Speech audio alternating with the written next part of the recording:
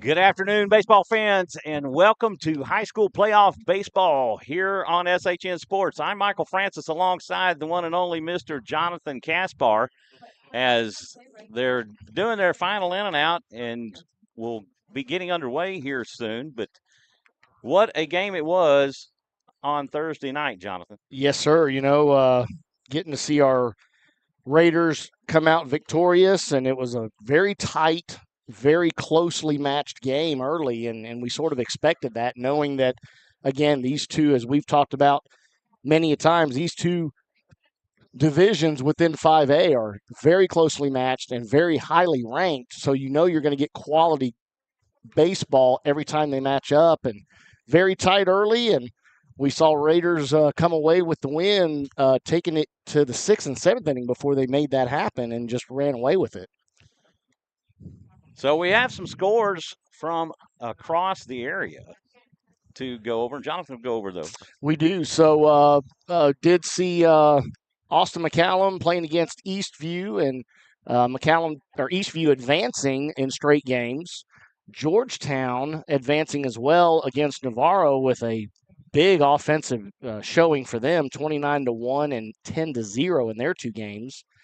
Magnolia West advances against Lake Belton. Lake Belton, who we played against earlier, and who was ranked, highly ranked in 5A. Yeah, I think they were at number 8 in this week's poll. Correct. And see them fall to Magnolia West.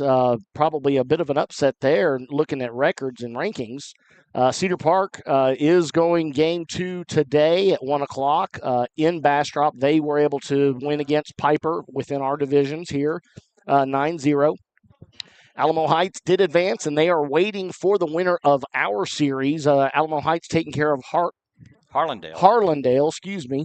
Obviously, Rouse taking care of Smithson Valley on Thursday night. We did not play yesterday due to rain, and we have obviously moved here to Glenn. And then we had Bernie Champion has already advanced against Buda Hayes, again, out of this division. And then in the what possibly could be the upset of the week, other than the Lake Belton series, Liberty Hill falls to Kerrville-Tivy 4-1. They're playing game 2 at Liberty Hill today at 1 o'clock. And so game 2 will be coming up shortly, and game 3, if necessary, will be 30 minutes after this one. Yeah, and again, very hopeful that hopeful that that doesn't come to that, but if it does, that the weather holds off. There's definitely some prediction of weather in the yes, sir. Yeah. 2 o'clock, 3 o'clock is sort of the time frame, and as we all know, Texas, it's going to change minute to minute, hour to hour. So who knows what that'll entail, and again, hopefully it does not come down to that. So we also have a look at the bracket from the UIL. Right, and again, as I mentioned, Alamo Heights there towards the bottom half playing against Harlandale did advance, so they're waiting for the winner of our series. Medina Valley also advancing against Brackenridge. They are waiting for the winner between Cedar Park and Piper. So as it shows, and as those at home that know the teams well, we are on a collision course to meet Cedar Park. If everybody handles their business, right, we will see them in the regional quarterfinals, as has been the case the last And on the flip side of that coin, if Smithson Valley takes care of business today, they're on a collision course to see champion again in the quarterfinal. Oh, yes, right. And, of course, Smithson Valley, if they were to win, that would then hold true to what has been our by-district for the last 3 years previous of going to a Game 3. Even though we've been playing against New Braunfels Canyon, we are now seeing somebody out of the same division, out of the same grouping, 26-5A, that we've played against and run to a third game. True that. So, overcast day, the wind blowing out of the south, kind of southeast. Southeast, yes. Yep. So, but the field is relatively dry and playable. It's an all turf, so there's no prep going on. The umpire and the coaches are meeting at home plate. So the Smithson Valley Rangers are out of District 26-5A. They're 23-8-0 on the season. They're 12-2 out in district, and they're the number 2 seed out of 26-5A.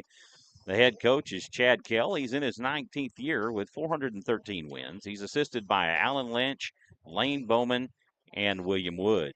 Their 2023 record was 27-9. They finished 11-3, and they were regional quarterfinalists with 5 returning starters. Your Rouse Raiders out of 25-5A are 25-8-1, 10-4 in district, the number 3 seed out of 25-5A. The head coach is Chad Crimpine. He's in his 23rd year with 506 wins. He's assisted by Manny Perez, Dan LaPaglia, and Will Noble.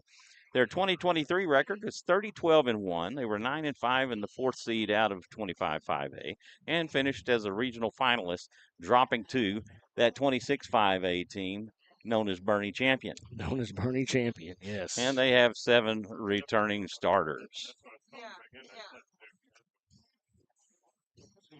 So, unfortunately, we weren't able to get that game in on Friday night and for Rouse to be able to have a home game. And they look to be able to move it, but Vista Ridge and Bowie already had Glenn scheduled. And there are no other turf fields within LISD. But that will change next season as the other schools will have turf installed as the proposition passed last year. And always a season later, doesn't it seem to work out that way? It's the way it always seems to go. Raiders have played at Concordia several times, and that field was obviously occupied as well. So unable to play there. That's a gorgeous field. Yeah, Concordia is beautiful, and that really we would consider the home away from home, as we have just dominated on that field. Really good vibes, really good outcomes, as we have won every game that we've played on that field. Right, it's a good venue for sure. Of course, we'd be remiss not to mention the 14 inning against marathon Dripping Springs. Against Dripping Springs 2 years ago that saw 2 rain delays, one that delayed the start of the game, and then the other rain delay during the game. And Colby Diaz coming in for his first appearance on the mound the entire season, and just was unbelievably dialed in that game, following up Andrew Kidhill, who again was absolutely phenomenal. And 1-0 is what the final ended up being, and with the walk-off, Keegan Solomon dinging it off the top of the fence. And it looked like he was going over the fence, and I actually called it as I think we all did whenever he hit it. We were hooting and hollering and yelling like, "Oh my gosh!" Get over the fielder. And then when we saw him just turn his back and look up, we're like, "Oh, it's gone!" And it hit right off the top of the fence. But it was enough, as we had runner on second. So. And 2 outs, I believe, in that same situation. So it's crazy. Yeah, that was, and that propelled Rouse into the state tournament where they met Hallsville. Yeah, it just looked like we got, we got up on them early. Game on that one. 4-3 was the final. 4-2 was the final. And Andrew Kidhill started that game, and the funny thing about it is, and of course we like to tell stories on the broadcast. Steve Kidhill was my analyst at the time, and Andrew was pitching. His son was pitching, and he started the game off with me, and we were doing really well. And you know how superstitious Lori is, right? Lori is the wife. Yes. Well, Steve wanted to go sit in the stands with Lori, and then Steve Heinrich sat in with me. Okay. for the broadcast, and then everything just the wheels started to fall off. Yeah, there was a couple of errors there that created the opportunity for Hallsville, and they capitalized. Yeah, they did. And so I kid Steve about it often, that as superstitious as Lori is, he should have kept you in the press box. Yeah. So the lineup for the Smithson Valley Rangers tonight, leading off will be the starting pitcher, number 8, Zach Gingrich. Batting second will be number 3, Blake Allen at short. Batting third will be number 31, MJ Espinoza at first base. Batting fourth will be 36, Bryce Wells behind the plate. Batting fifth will be number 16, Jackson Harris at third base. Batting seventh will be the designated hitter, number 7, Andrew Lansford. Batting or he will be hitting for number 37, Colton Hornsby in left field. Batting seventh will be number 26, Parker Brown in right field. Batting eighth will be number 12, P.K. Miller at second base. Batting ninth will be number 5, Jackson Duffy in center field. For your Rouse Raiders, leading off will be the second baseman, number 9, Rainer Heinrich. Batting second will be the right fielder, number 12, Tyler Espinoza. Batting third will be the starting pitcher this afternoon, number 8, Oscar Salazar. Batting fourth will be number 10, Landon Miller in center field. Batting fifth will be the catcher, number 14, Xander Forcell. Batting sixth will be the first baseman, number 22, Nathan Miller. Batting seventh will be the designated hitter, number 11, Andrew Sanchez. He will be hitting for the left fielder, number 31, Adrian Graves. Batting eighth will be the shortstop, number 7, Jacob Solis. And rounding out the order will be the third baseman, number 6, Gavin Silva. We're going to take a moment for the national anthem. Thank you for tuning in and watching Rouse Raider baseball here on SHN Sports. We'll be right back in just one moment. Ladies and gentlemen, we stand and move your hats as we honor America and those who serve in our armed forces around the globe with the playing of our national anthem.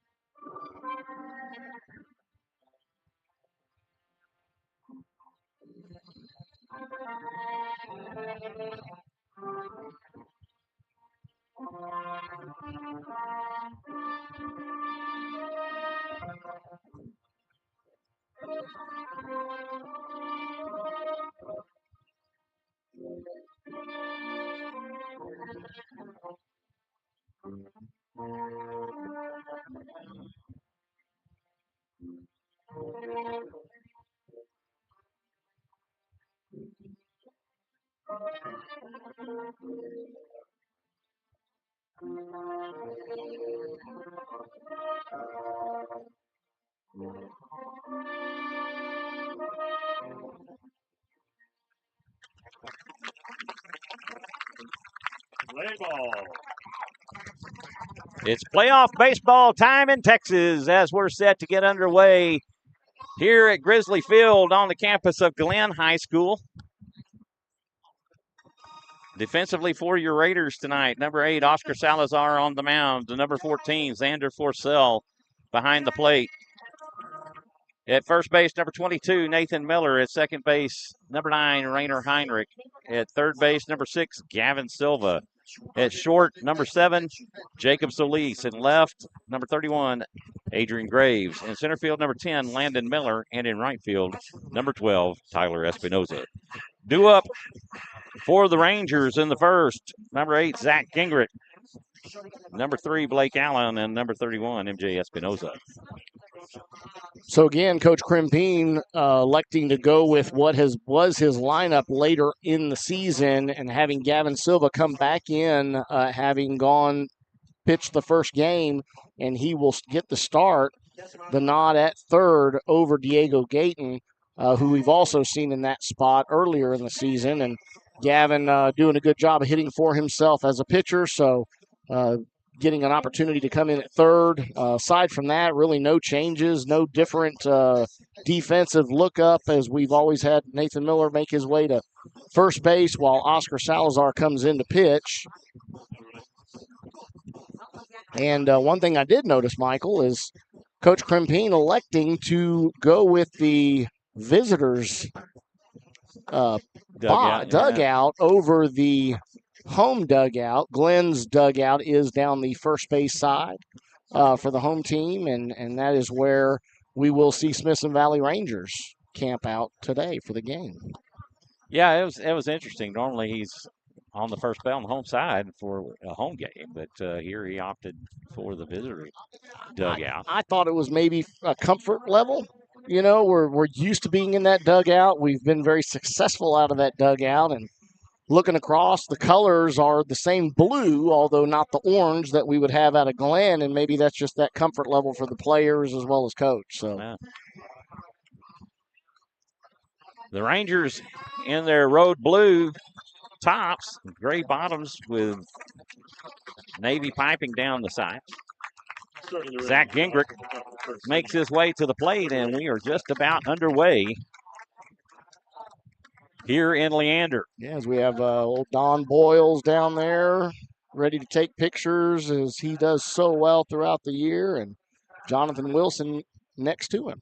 Salazar going from the stretch, a fastball misses inside for ball one, and we are underway.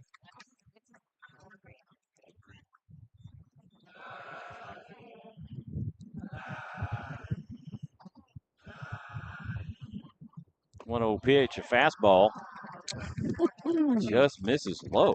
Little low, but again, is that where he's going to ride at? That'll be the question to be answered. 2-0 the count. Pitch down and in for ball three. Sarah checking in. Go Raiders. Give us a shout out for your favorite team and player. We'll mention it on the broadcast. Keep the chat civil. The 3-0. That's the same pitch as the one earlier. He calls a strike. Yeah, maybe a hint higher, but hard to really tell from up here. Yeah. So 3-1 the count. The pitch. Fastball down the middle, belt high for strike two. Salazar works it back full after being in a 3-0 count. Blake Allen on deck. The payoff pitch. It's inside for ball four, and Gingrich draws the walk.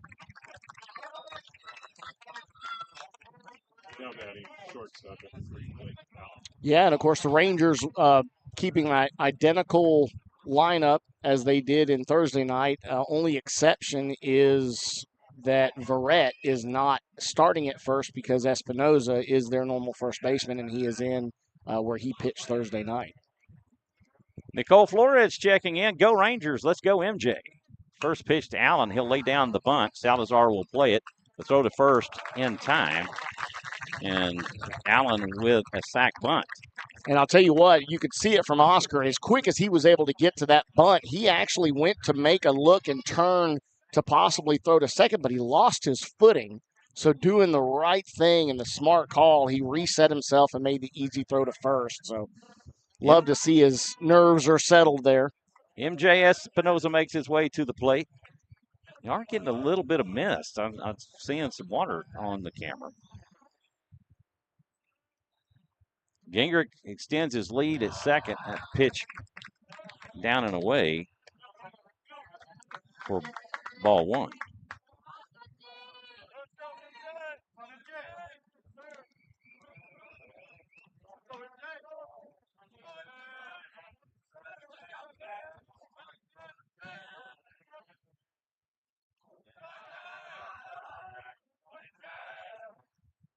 The 1-0 pitch, that's down and away for ball two.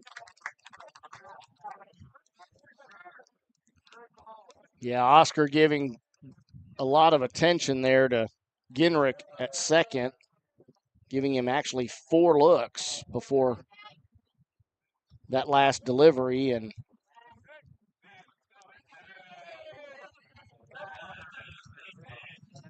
another ball outside. The 2-0 pitch, that is cut on and hit foul down the third base side. And Coach Kell with his coach's box fielding percentage. Look at him helping that out. He had 1,000, one chance, one hop, and he makes the catch. Gavin was all over it too. Yeah. Boy, he's ready to get fired up over there at third base.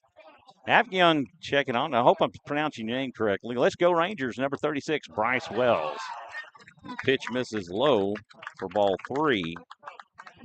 And Espinoza in a 3-1 count. Nicole, let's go MJ. Way to watch. Salazar comes set. Pitch, check swing, and a foul. Actually, really good job there. Oscar taking a little bit off of that, going with the breaking pitch as the fastballs have been getting a little bit away from him low in the zone. And I believe that would have been a strike even had it not been fouled off by Espinoza with the check swing. Bryce Wells on deck. 1 on with 1 out here in the top of the first. That pitch misses outside for ball 4, and Salazar issues his second walk of the inning.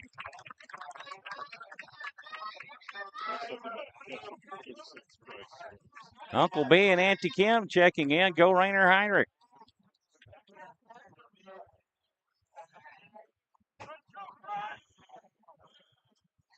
Two on with 1 out for Wells. Wells batting cleanup for the Rangers.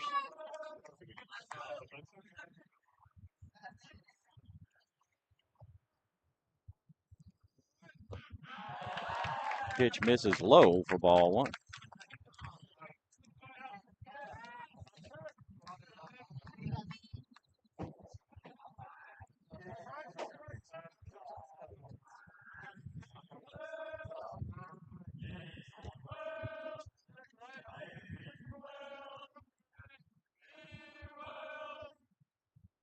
One-0 pitch, down and away for ball 2. Jana Swanson checking in. Go Raiders. Oklahoma is watching. CJ Swanson, go Raiders. And Coach Crimpine is going to call time and make his way out to the mound. Wells in a 2-0 count. Yeah, and I think this will be a quick discussion with Osal. Just, make the adjustment, right? He's actually hitting the exact same spot on these misses, and you would love to see a quick adjustment here, whether that is repositioning on the mound, to change the angle, just anything that would help to start painting that strike zone a little bit more. Andrew Kiddill checking in. Hello from Nacogdoches. Hope y'all are doing well. Well, same back to you, Andrew. We hope that you're doing well. And Stephen F. Austin. I'll tell you what, the Knack, man. Good to hear from Mr. Kithill. Hopefully he heard a little bit of the pre-game discussion there as we were giving him props on his outing. And outing versus Dripping Springs, and the start of the game versus Hallsville at the state tournament. Yes, sir. Salazar comes set. Pitch misses the outside corner for ball 3. Boy, this so far, again, we're very early in this top of the first and very tight right now. Not getting that outer half or the lower part. Wells shows bunt. He steps to the front of the box. Salazar will spin off and look Gingrich back to second.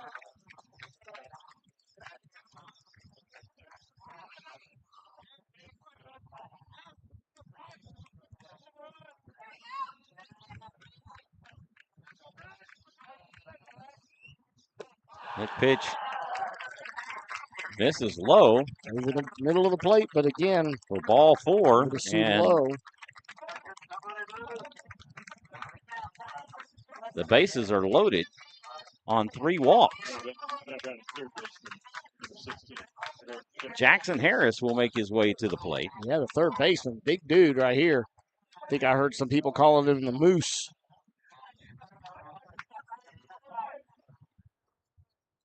Salazar going to the windup. Looks like Carson Henderson may be getting loose. Pitch outside for ball 1.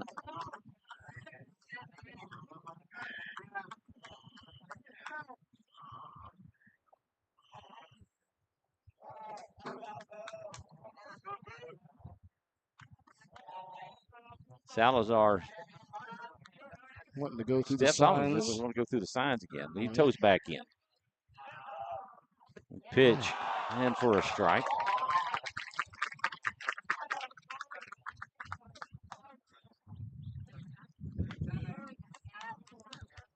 Which again, taking a little off of that pitch to just dial it in and find that strike zone.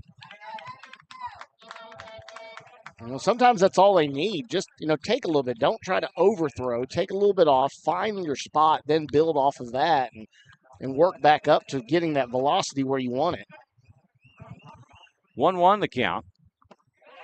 Pitch gets the outside corner for strike 2. It was funny watching the home plate umpire. Even he was a little animated with a head nod. Is like, yep, that was it. That was the spot. Crowding the plate, Jackson Harris. The 1-2 catches him looking for strike 3, and that's it for Jackson Harris. And he was really up. Like, not only were his feet on the line of the batter's box, but he was really leaning forward. His head was almost over the top of the middle of the plate.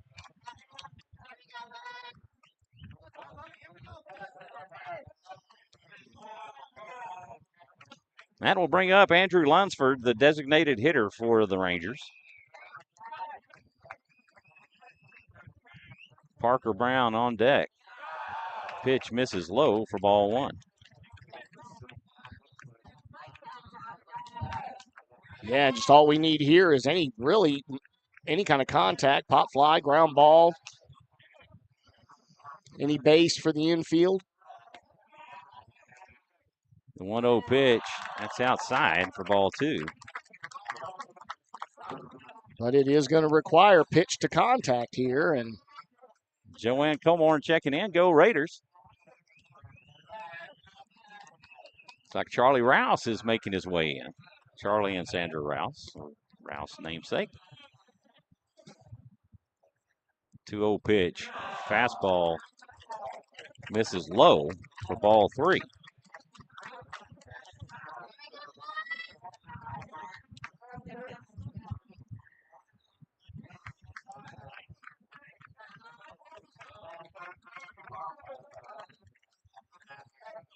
No place to put him.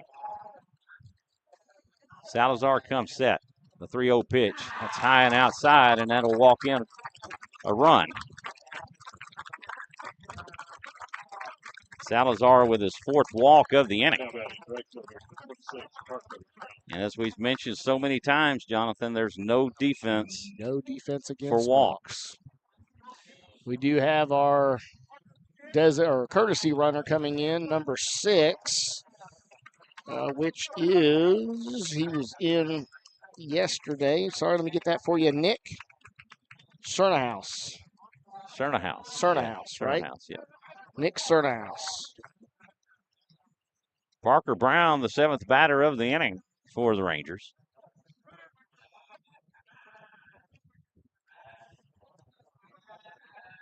First pitch offering to Brown. Okay, so he's going to outside corner. Evidently, he likes it up really high. I mean, that's almost eye level for this umpire. He's a little guy. Right. But a strike nonetheless. A breaking ball in for strike 2. Okay. 2 in a row. I like it. To start had a struggle here in the first inning. Getting underway for Salazar this is the first batter he's actually gotten ahead of. Correct. The 0-2, that's high for ball 1. Yeah, and I think maybe Xander was going to let him know, hey man, he likes it high in the zone. If you didn't already pick up on that, let's climb the ladder against this guy and see if we can get a swing and a miss. That was just a little high on the ladder, though, that last pitch. The 1-2, it's high for ball 2. Carson Henderson getting loose in the Raider bullpen.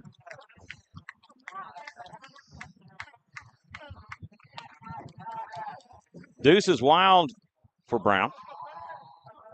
PK Miller on deck.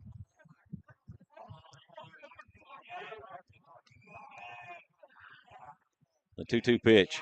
Breaking ball catches him looking for strike 3. Okay.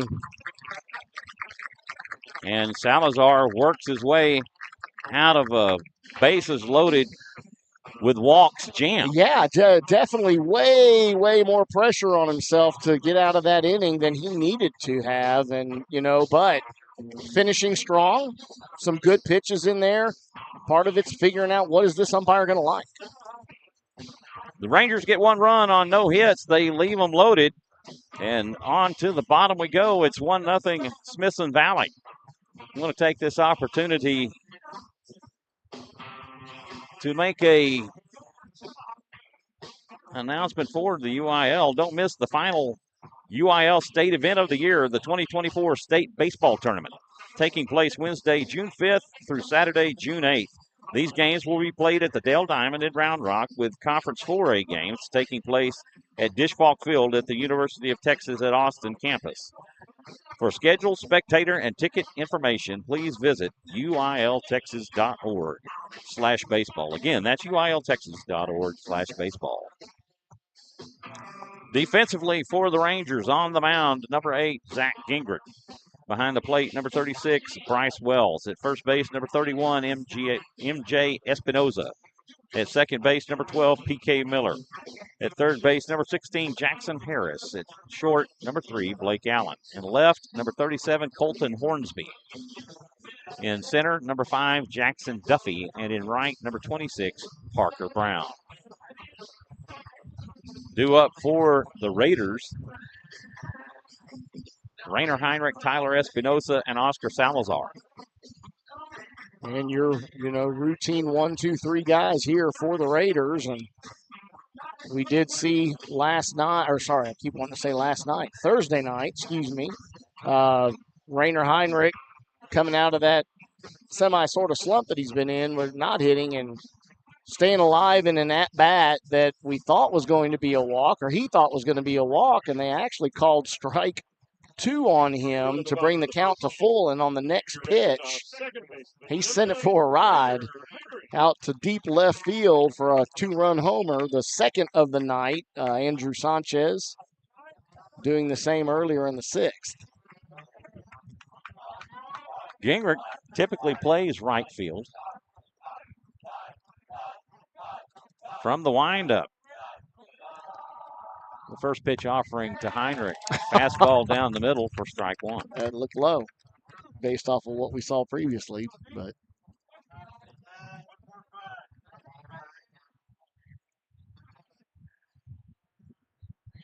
the 0-1 pitch. Breaking ball in for strike 2. And Heinrich in a quick 0-2 count.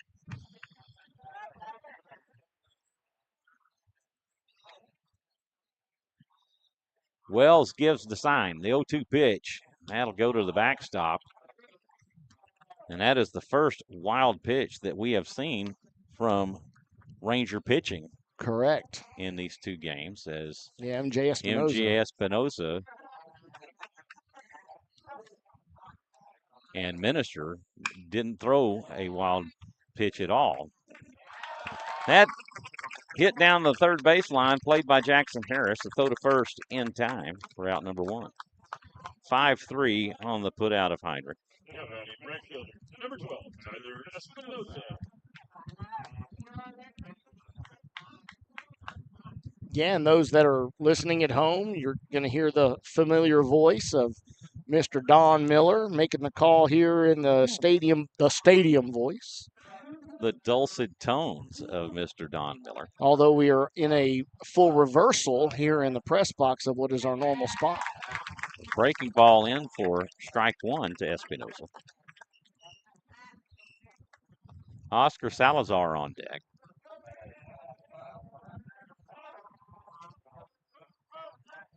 The 0-1. This is hit out towards center field. Get him. And Duffy will make it in time, and that will do it for Espinosa. Yeah, really good contact there for Tyler Espinosa. Just a little too good. And right into the waiting. He had to come up on it, but Duffy. not by much. No, sir. To make the play.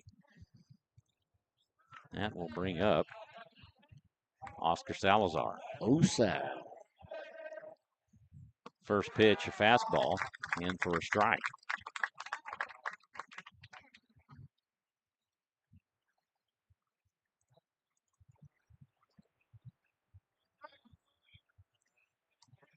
Nothing in 1, the count to Salazar. The 0-1 pitch, that's down and away for ball 1.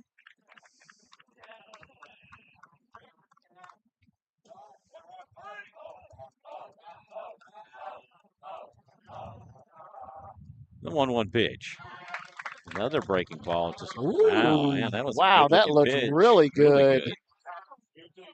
And it just, I don't know, this umpire is looking a little suspect. Yes, sir. I mean, that looked like a good pitch. Same kind of pitch that brushed Tyler Espinoza back for a strike. 2-1, that's fouled away, and the count will leave it at 2.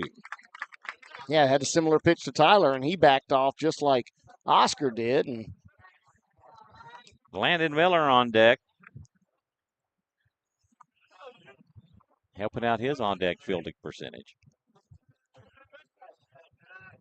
Gingrich winds and delivers the 2-2 and strikes him out. Swing and a miss. And the Raiders go in order in the first after one complete. It's 1-0 Smithson Valley. On to the second we go, due up for the Rangers. PK Miller, Jackson Duffy, and Zach Gingrich. Take this opportunity to go over our double sponsors. Austin Summit Group, Terry McDaniel and Company Investment, and Team Guerrero. Thank you for your valuable and generous support of Rouse Raider Baseball. We couldn't do it without you fine folks. We'll go through our sponsors throughout the game. And let's do a 30-second UIL spot as well, Jonathan. yes, sir, we can definitely do that.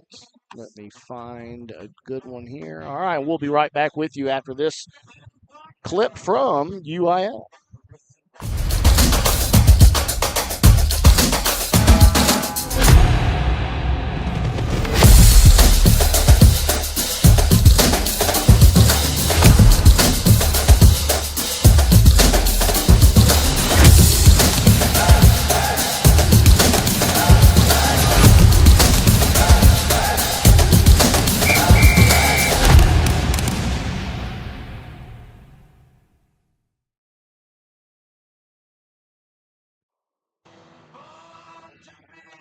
And we are back.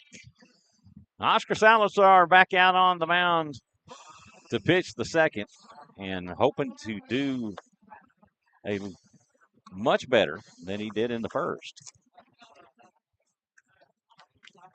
Always lead up, Michael. Just can't help but go up from there. Just a very rough start, basically giving them a run and spotting them a run, if you will, and see if he can right the ship here and then let the offense work behind him.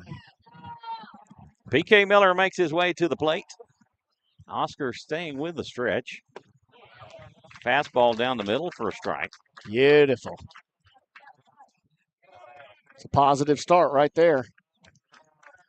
A lot of fans swing and a miss for strike 2. A lot of fans from Smithson Valley in the stand. They do travel well. 0-2 the count to Miller. Fastball catches him looking for strike 3. And right away, and again, it looks as though even the home plate umpire, he's more willing to give you something a little closer if you can show that you can command your pitches and, not really getting that in the first inning. And Jackson Duffy will make his way to the plate. And he will take a changeup for strike 1.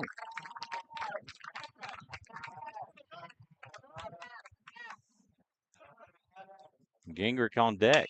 This one is hit over to short. So Lees has it. The throw to first. In time. And that will retire Duffy for out number 2.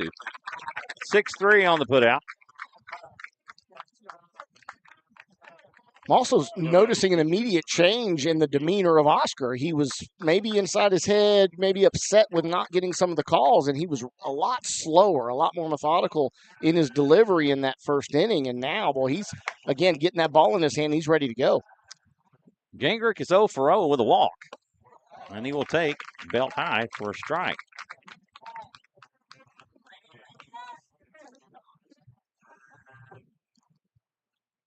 The 0-1 pitch, that's high for ball 1.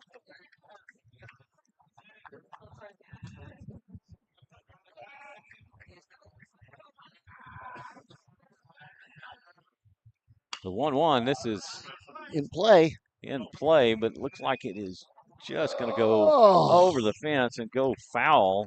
Gavin Silva and Adrian Graves doing a great job to get there. You know, and we do actually have a little bit of a difference in the foul territory. Actually tapers the further it goes out, and had that been a wider foul territory, they might have had a chance on that one, as it just was over the fence.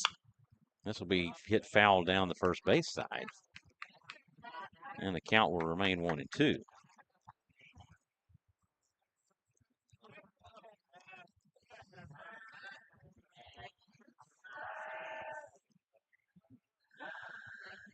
The 1-2, that's hit foul as he was way ahead on that one. Yeah, a little change up there. He's just trying to jump on it. I mean, they're very well aware that Oscar can touch the low 90s with his fastball, and they're not used to seeing that. Hitters aren't. They're going to get ahead and try to be a little bit quicker to the ball. 1-2, swing and a miss. And that will do it for the Rangers in the second. They go in order.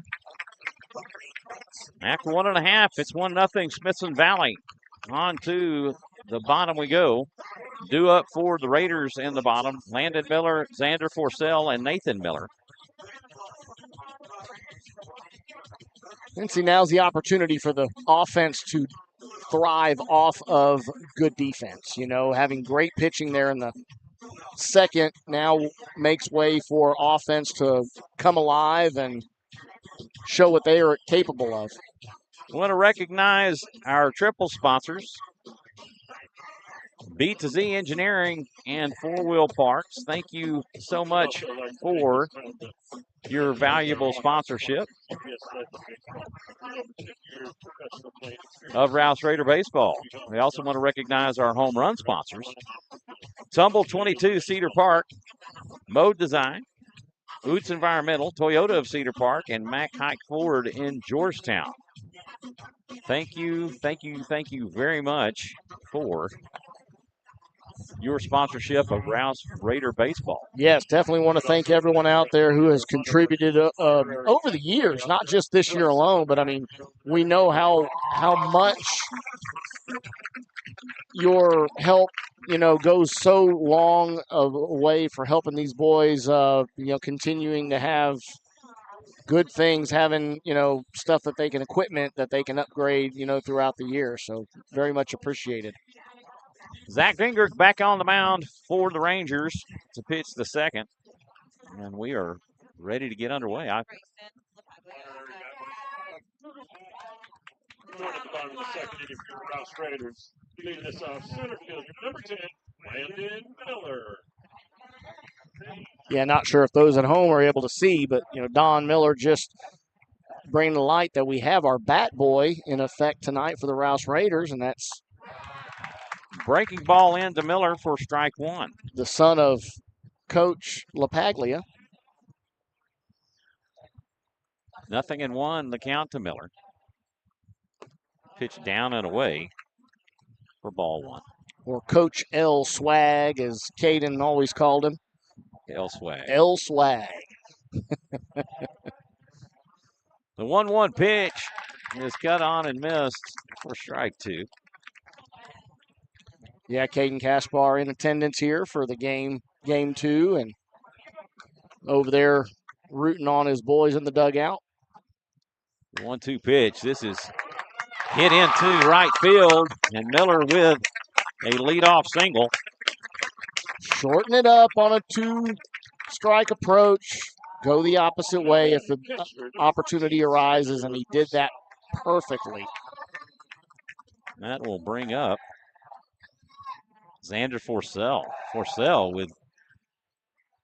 went 2 for 3 last night with 2 doubles and a fly out to right. The extra base hit machine, X Factor.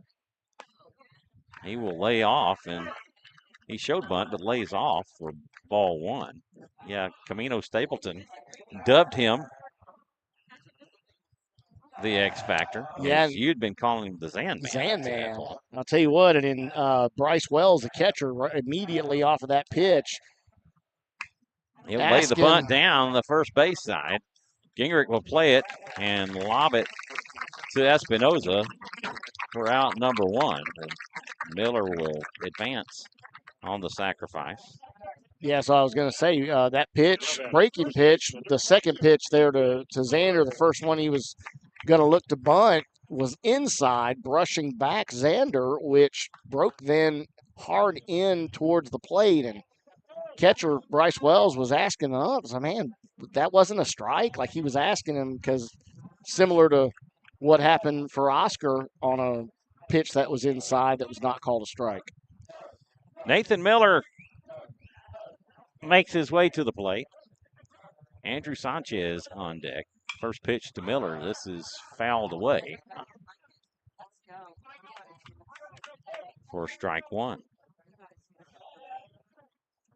And again, Nathan, one that loves to pull the ball. I'd love to see them give him something on the inner half of the plate that he could handle and really drive it to left field.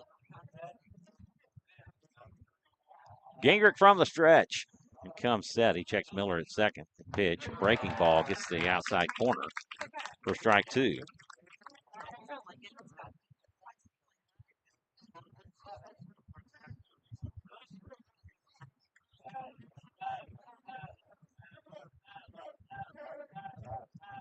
Nothing and 2 the count. The 0-2 pitch, that's outside for ball 1.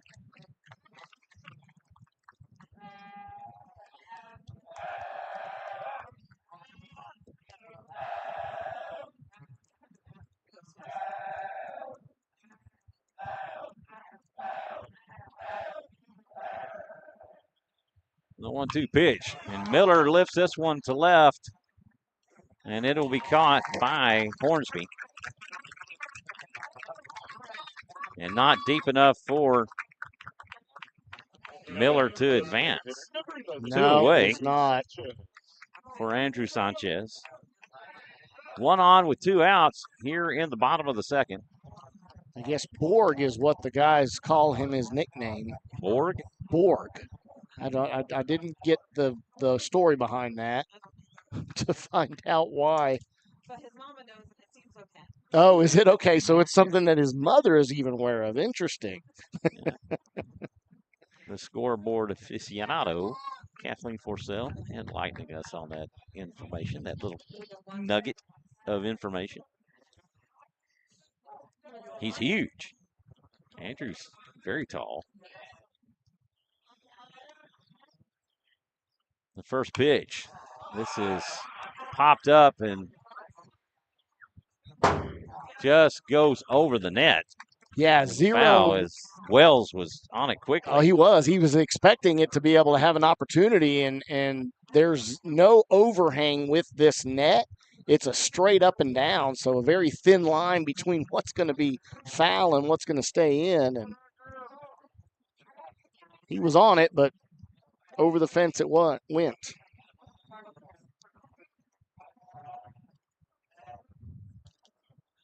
The 0-1 pitch, swing and a miss on a pitch down and away.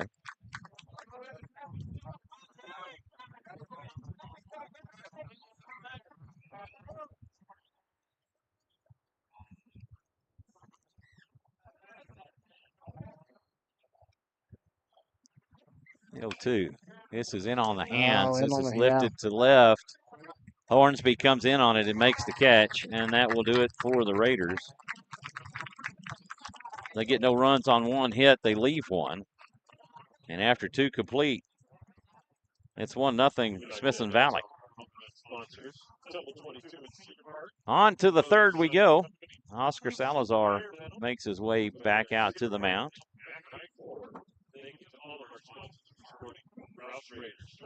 Oh, okay. So sorry, not Borg. It's Bork. Bork? B-O-R-Q, which, talking with Caden, that's his gamer tag online. Is Bork. Okay. So. Okay. Want to recognize our Grand Slam sponsors.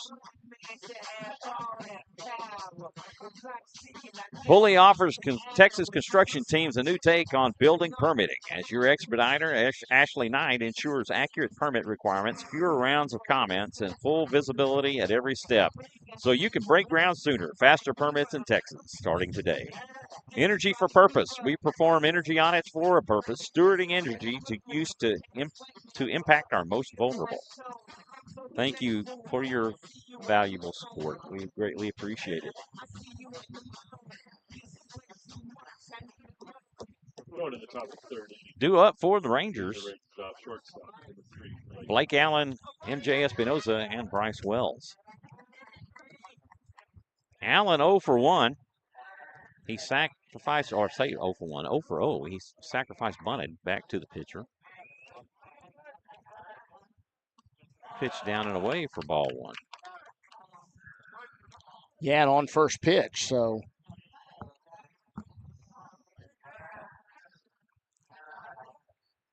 One 0 delivery. That's inside for a strike.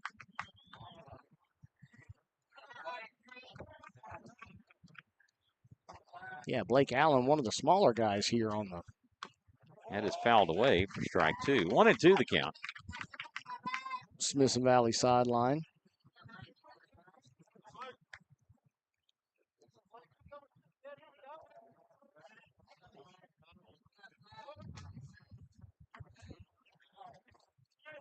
Coach Kell once again with his coach's box fielding percentage. Wow, and right away, Xander Forcell looking to throw the ball around there, get around the horn, as that was up in the zone.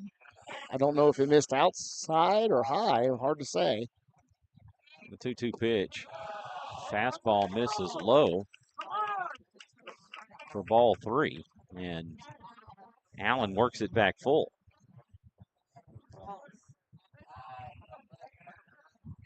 Payoff pitch. Misses low for ball 4. Huh. Yeah, now even Oscar wants more of an answer as to what was wrong with that previous pitch, and Xander asked the home plate umpire as well. So,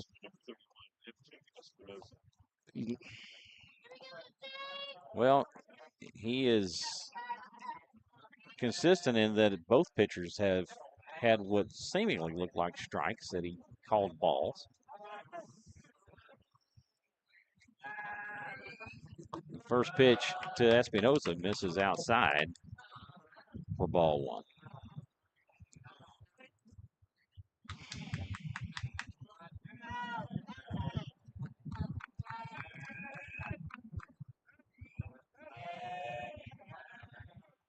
The 1-0 pitch, that is bunted down the right side. The throw to second is not in time and goes Silva into trying center to field, and an error by Silva. Similarly to what happened with Oscar in the first inning, as Gavin got to that ball, it was more of a slap bunt than a regular bunt, so it got to Gavin very fast. He felt he had an opportunity to get the double play out of it, but his foot slipped in the process of throwing it, and the ball gets by. Well, Jacob Solis wasn't Solis. even at the bag. He was still on his way to the bag. Yeah.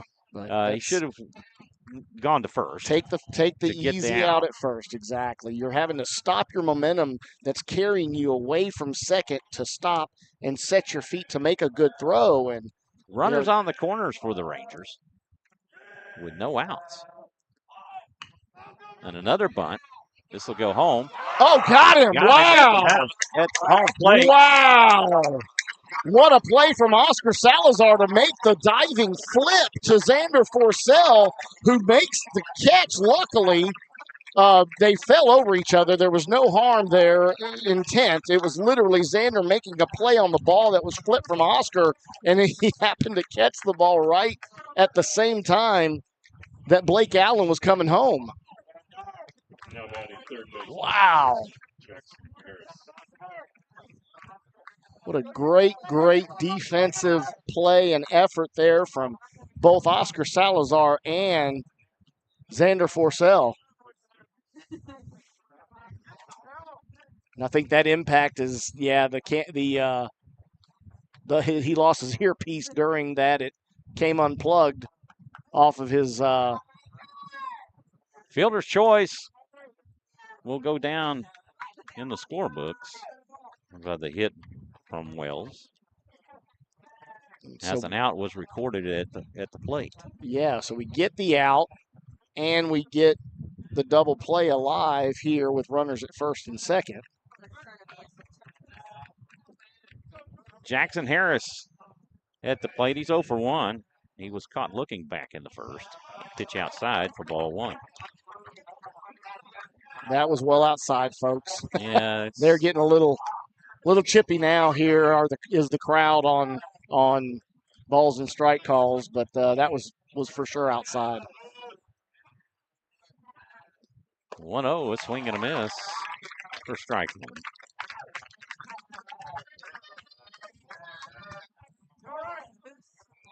Well, it's when you get into playoffs in the district where you get fans that just get upset with a swing and a miss for strike 2. Oh, yeah, no doubt. I mean, the the intensity's higher, yeah, right? the intensity's higher. You got fans in the stands that are yelling at umpires. You never want to see it. They're only people too. Understood. Yeah. And hard job, a very hard job. Nobody deserves to be ganged up and yelled at. And it is a high school sporting event.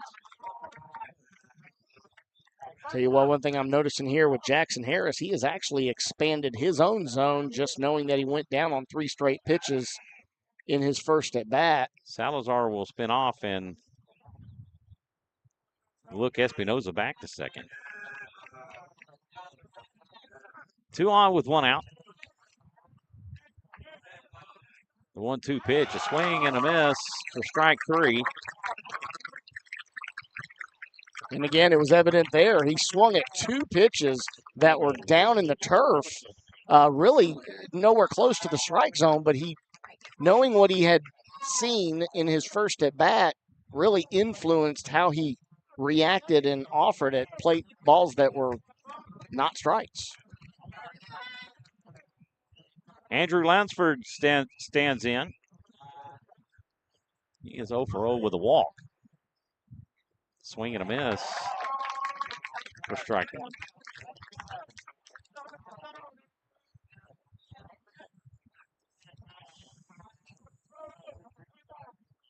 Umpire calls time. I think he wants his catcher to get a courtesy runner. And number 6. Yep, same number 6, which is Nick Cernahouse in stereo. Yeah, right. How about that?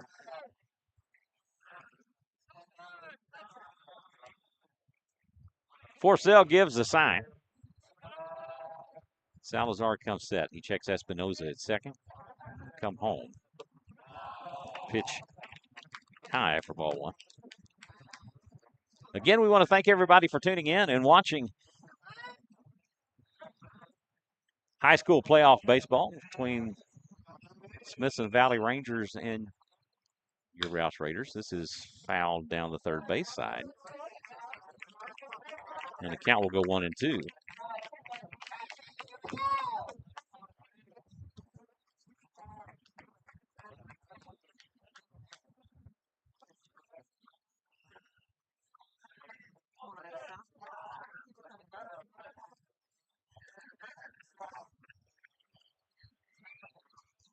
The 1-2 pitch, that's high for ball 2, and the count will even up. Yeah, a few pitches to play with here for Oscar Salazar, and really just trying to expand the zone as much as he could, but Lunsford not chasing. Deuce is wild. And pitch swung on and missed. The throw down to first to complete the strikeout. K2-3 on the strikeout of Andrew Lunsford. And that will end the Ranger third. They get no runs on no hits. And they leave 2. On to the bottom we go. Smithson Valley leading 1-0. Let's take the opportunity to recognize our Grand Slam sponsor, or our walk-off sponsor, rather.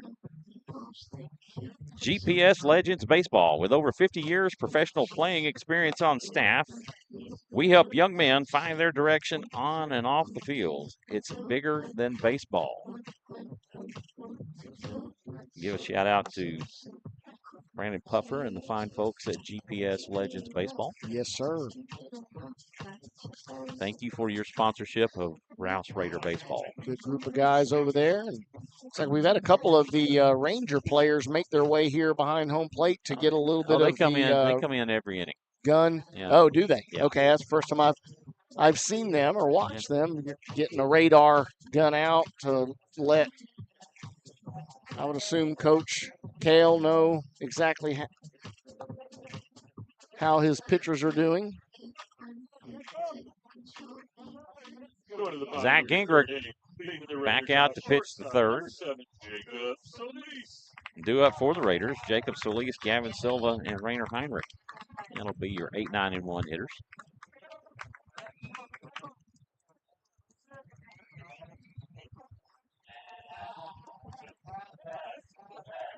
Gingrich from the windup. That pitch gets the outside corner for a strike.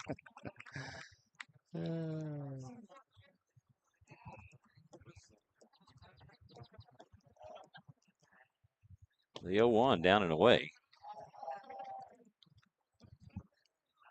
Ball one. That'll even things up. I'd love to see this again, lower half of the lineup start come alive here for the Raiders. Pitch outside for ball two. Jacob Solis has had some really good games off and on throughout the year. Defensively very strong and only a sophomore. 2-1. This is hit down the third base line, and that will go into left field. Solis rounds first and is headed to second with a stand-up double. That's what we want to see right there. Well, I say a stand-up double. He slid in, but he could have stood up. He could have. He had a chance. There was no throw, and I know there may be a little smile on the previous number 7 over there on the sidelines there just outside the dugout.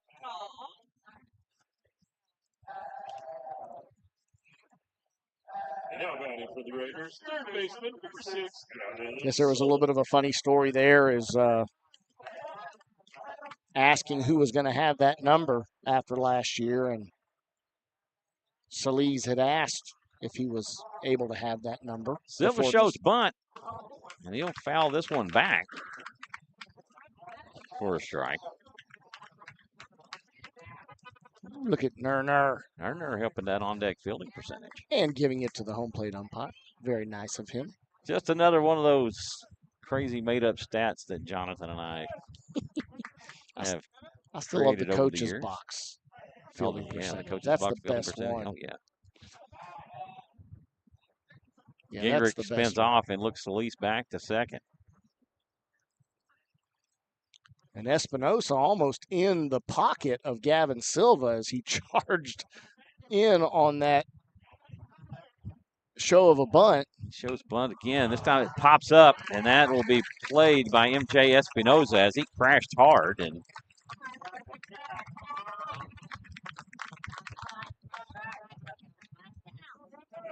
second baseman, number 9, Rainer. And so there was no opportunity for Solis to advance. That is the tricky thing with small ball, right? For small ball to work, you have to execute. Yeah, you got to put it on the ground, right? You got to execute. And that'll bring up Rainer Heinrich. He's 0 for 1. He grounded to third his first time up. Gingrich misses high and outside. Ball one. I just don't know. What was it? Oh, I think people. Yeah, it was a ball. It was definite ball, yeah. Was a ball and called a ball. For ball two. Yes. Oh, they were yelling thinking it should have been called a strike. So, yeah, no, it was. 2-0 the count to Heinrich. Oh, that's the one. For a strike. That was the one that Rainer normally loves to drive to right center field, getting closer to the outer half of the plate. 2-1 the count. Wells gives the sign. 2-1 pitch. Swing and a miss for strike two. And the count evens up. Not something you see very frequently at all out of Rainer Heinrich, and that's chasing at something low. Very disciplined at the plate.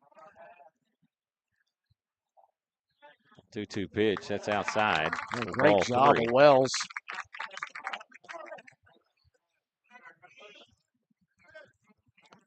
Yeah, that easily would have seen Salise make trot over to third had Wells not come up with that. Good job stopping that. Salise extends his lead at second. Ingers takes a look back, and he'll come home. That is fouled off on what most likely would have been ball 4. Close enough, right? Yep. Close enough. Don't leave it in the hands of the umpire. We've talked about that time and time again. And Tyler Espinoza on deck. Stay alive there, as a good batter will do.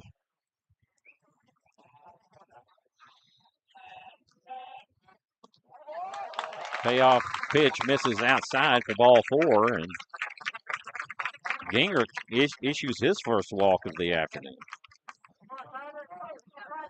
Yeah, and again, I don't want to see any change here from Tyler Espinoza from his last at bat. I mean, he really made great, solid contact, just right at a guy into center field. And if he could float that a little further right or left, that would definitely give him an opportunity to reach and send these guys around the base path. 2 on with 1 out for Espinoza.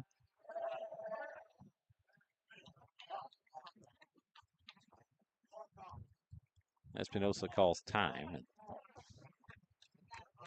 Oscar Salazar on deck.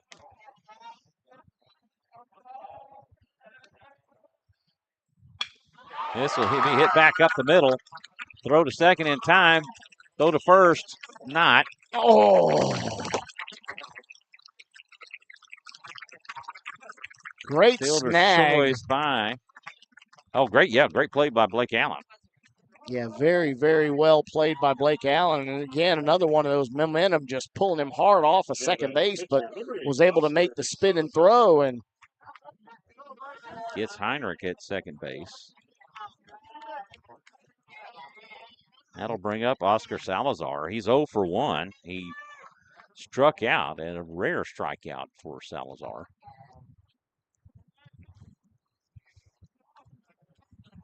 Runners on the corners with 2 outs. Wells calls time. Yeah, on that last play, just Miller doing everything he could to make sure to make that catch and make the first out that he was super late in turning to try to complete the double play. And first pitch outside for ball 1.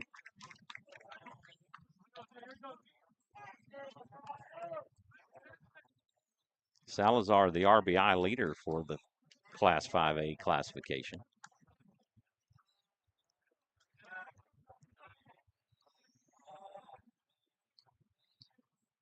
1-0 is outside for ball 2. that and over 150 hits on his varsity career for the Raiders. Meemaw and Papa checking in. Go Raiders, go Seniors, keep it going. Thank you for checking in. The 2-0 gets the outside corner for a strike.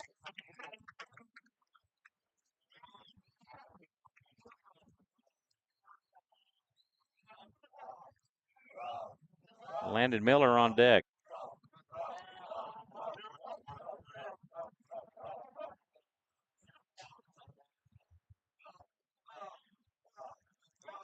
Throw to first will not be in time as Espinoza dives back in.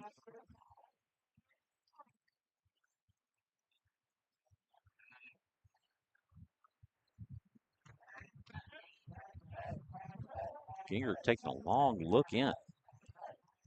Comes set. Pitch. This is hit back up the middle. Right through his 5-6 hole. Smoked right through his legs. Tyler Espinoza stretches it out to third. What an absolute rocket shot. And I was about to say cup check. Oh, my goodness.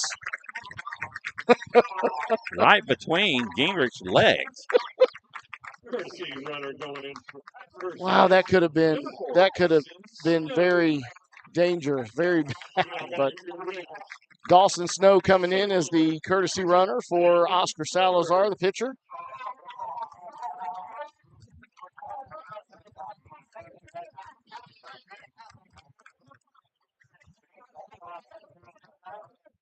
Wells calls time. And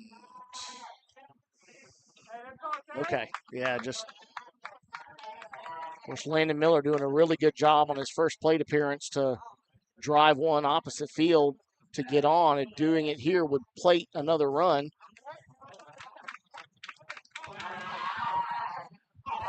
Yeah, baby. Yeah, throw error. That's why you have Throwing delayed error. steals. Throw home. Safe. Safe. Woo! Yes. Oh my goodness. I mean, that was the delayed steal to perfection, as Crimpine has absolutely loved doing that. And with that speed from Dawson Snow, now we know why he is the courtesy running specialist. Oh my goodness. Espinosa will score on the E2.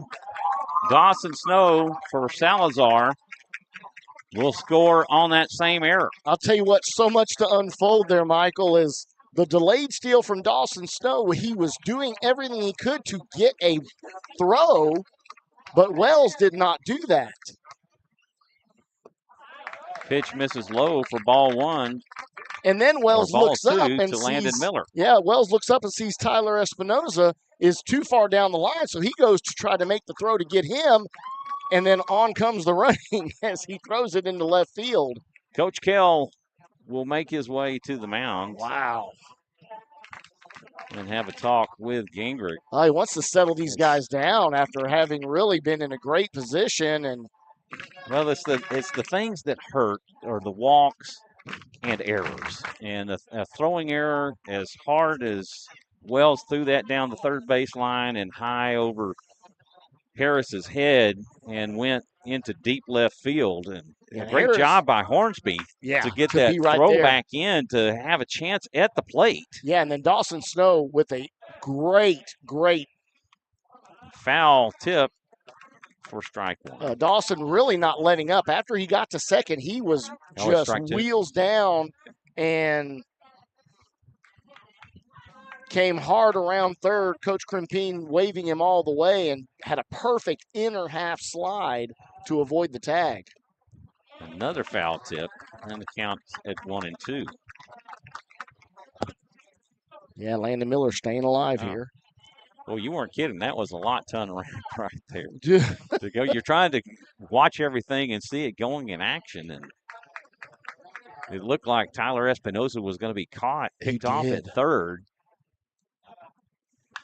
This is hit into left field. Hornsby comes in on it and makes the catch, and that will do it for the Raider third. But they get 1 run or 3 runs on 2 hits, and they leave them empty. On to the fourth we go. The Raiders now lead it for the first time, 3-1 over the Rangers. Yeah, and hey, Michael, real quick, I was thinking about this earlier when I saw 32 did come in to hit in Thursday night's game, correct? I thought it was 34. Well, at 34 will be Comorn. Hold on. And that's who he announced, but something in my mind tells me it was 32, not 34, but I could be wrong. No, it was 34. It was Comorn. Okay, it was Comorn. Okay, because Pruitt is 32, and when I saw him during pregame, I'm like, man, did Comorn come in, or was it Pruitt? Okay, all right. He beat out the throw to first. Yes. Well, I say he beat it out. It was an E4. It was an errant throw by the second baseman. Yeah, off the bobble. Yeah.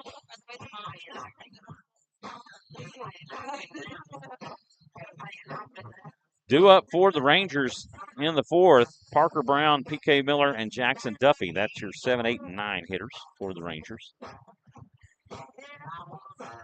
Oscar Salazar back out on the mound. After a rocky start, he's settled in. Although there is activity going in the Raider bullpen with Carson Henderson getting loose. Well, again, just that first inning, lots of pitches there for Oscar Salazar, and he is currently at 60 pitches through three. So Going to the top of the fourth inning. And it goes back to that rope that Salazar hit between wow, yes, Gingrich's legs. You know, he's fortunate it wasn't a little bit higher. I That would know. have hurt. Gosh, I But mean, Parker Brown 0 for 1. He was caught looking back in the first. He will foul this one away for strike one.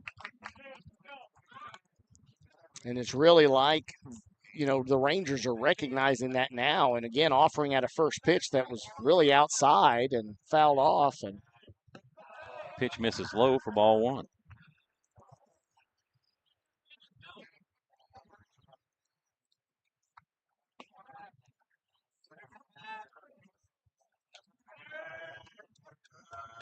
The 1-1 pitch, swing and a miss for strike two. great Actually, changeup. he actually tipped it just a bit. He did. He was well ahead of that, but still was able to just get a piece of it. And comes back with the fastball here. 1-2, catches him looking again. For out number one. When the pitchers are working, it really frees up the pitcher to do things that they wouldn't normally do when he's struggling, like he was in the first inning, and he's just trying to find something to be called a strike. And now that he's been able to do that and get ahead of the batter, he can set him up with a changeup followed by the fastball. P.K. Miller 0 for 1. He struck out his first time up. He will swing and miss for a strike. Salazar with 7 strikeouts on the afternoon. Swing and a miss on a curveball. And again, now will he go curveball or will he now do changeup? Because we haven't seen a changeup here. Ooh, that was high, and good thing that Miller ducked because that was right at the helmet. Right at the helmet. 1-2 the count. 1-2 pitch, fastball low for ball two. 2-2. Jackson Duffy on deck. Pitch down and away for ball three, and Miller works it back full after being down 0-2.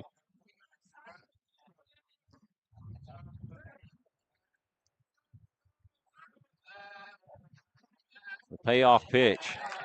This is low for ball four.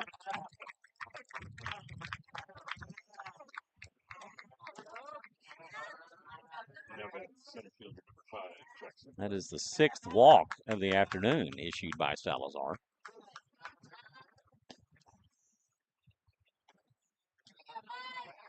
That will bring up Jackson Duffy.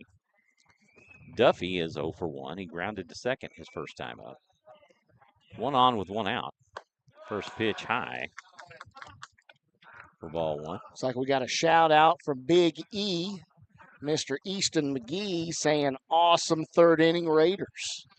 Listening after his game today that saw him win the game have the winning run in his game today.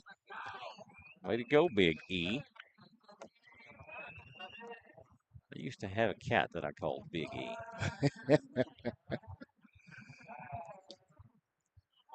1-0. That's a generous strike call there. It was breaking into the top half of the chin zone. high, a chin high fastball. Oh, he's tall, right? You can call it what you want. Lipstick on a pig. 1-1. Swing and a miss for strike two. Yeah, we know. Oh, yeah. Yeah, Carson Henderson. Yep. Getting warm again. 1-2. That is cut on and hit down the first base side. Miller has it, and he will tag Duffy on the way down. It'll go 3 unassisted as Miller will advance. I was going to say laying down the bunt, but that was a full swing. Full swing, yeah. You Full can't swing. get credit for a sacrifice on that one. That'll bring up Zach Gingrich. Yeah, it worked similar to the bunt, not that they were really looking for that, as they would have liked for him to put that in play. And he's 0 for 1 with a walk and a strikeout.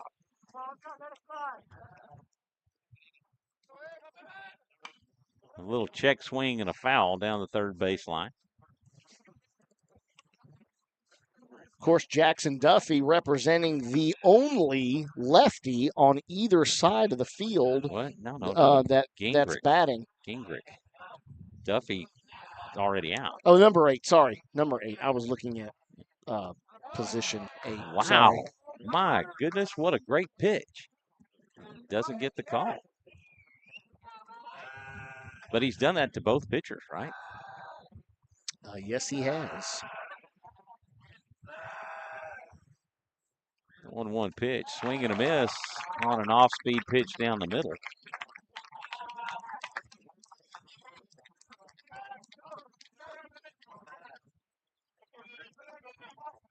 One on with 2 outs here in the top of the 4th. The 1-2. That's inside. Okay, yeah, that was a great pitch there. And catches Gingrich looking to end the inning. Much to his chagrin as he walks away, shaking his head and just smiling and laughing as he didn't really agree with that call. 8 strikeouts for Salazar through 4. Rangers get no runs on no hits, and they leave 1.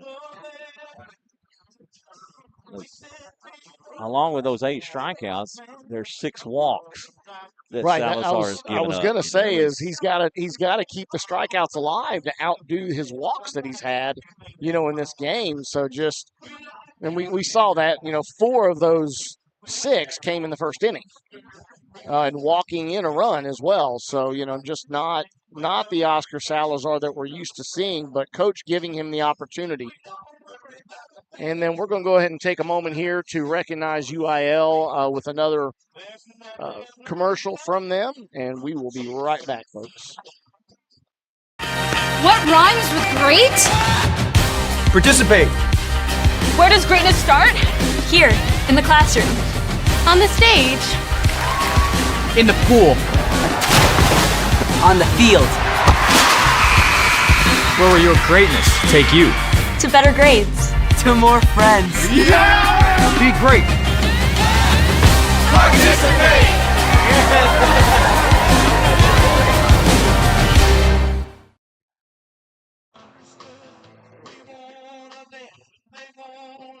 And we are back with everybody.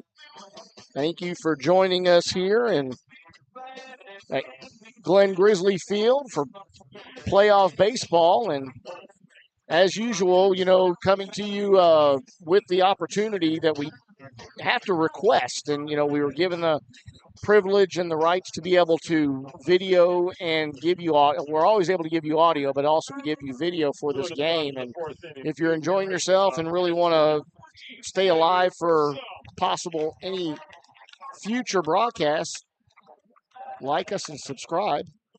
Xander Forcell, 0 for 0. He takes for a ball. He has a sacrifice bunt to his credit. George Garcia checking in. Go Raiders. Momo in the house. Momo and Popo, we're glad to have y'all with us. This one is lifted push right, into foul territory.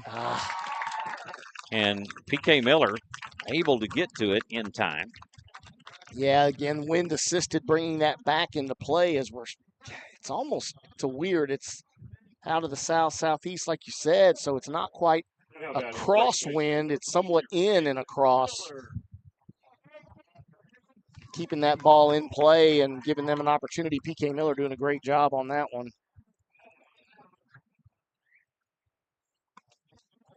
That pitch inside and low to Nathan Miller. Miller 0 for 1. He flew out to left his first time up. Yeah, and that real thick air is what looked to be a really good shot from Nathan Miller earlier. Just hung up. 1-0 pitch, a breaking ball, misses low for ball 2. And again, that was a good looking pitch. He's just not calling. Well, that was but he's that was hit or one of miss. those, It's like right? stuff that's up and out of the zone, and then stuff that's low. He's calling strikes, and then stuff that's in. Or outer half. He's not calling. That pitch outside for ball 3. And of course, that can frustrate a pitcher, right? He's trying to find the zone. He's trying to live there, but when it keeps changing, it just frustrates him. The 3-0, that's high for ball 4. And that was over the thing. Gingrich Yeah, see, he's issues saying his keep second it. walk. He's telling him get it down, and of course Gingrich is the one that got rung up on the inside pitch, and he has more of the shaking his head and smiling and laughing because he just doesn't know what is a strike. And as you said, Michael, it's frustrating for the batter or the pitcher, but even so much more for the batter because he knows what he got rung up on or what he saw his first at bat, and then he turns around and sees something completely different the next at bat. So Trey Schluter pinch running for Nathan Miller. Andrew Sanchez makes his way to the plate. Andrew, one of the heroes of last night's game with a 2-run shot to deep left center. Yeah, putting the Raiders up 4-2 or 4-1 at that time. Yeah, 4-1. Of course, the Rangers able to get another run in before Rainer Heinrich repeated the Andrew Sanchez 2-run homer. Sanchez 0 for 1 with a fly out to left. He will take for a ball. Of course, Nathan Miller being subbed in for on the base path, not because he is a pitcher or a catcher, but because we have Sanchez, speed. this was out to deep right field, and this will fall in as Brown could not get to it. Schluter will round third and score, and Sanchez with a triple.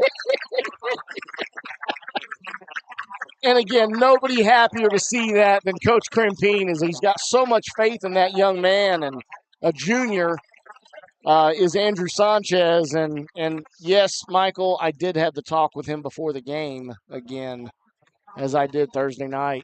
Now batting shortstop, number 7, Jacob Solis.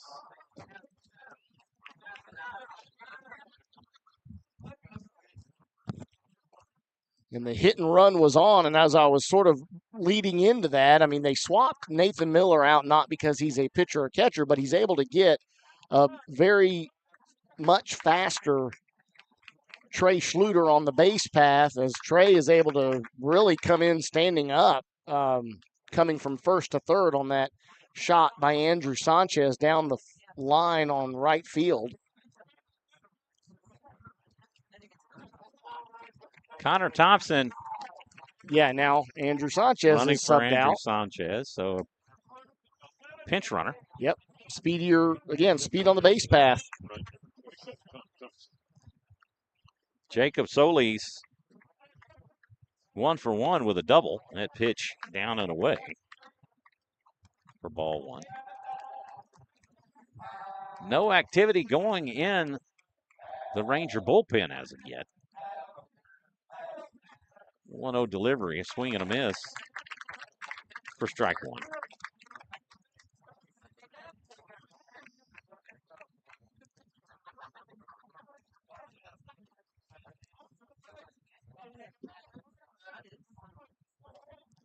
The 1-1 pitch, that's outside. Good check for swing ball there. 2.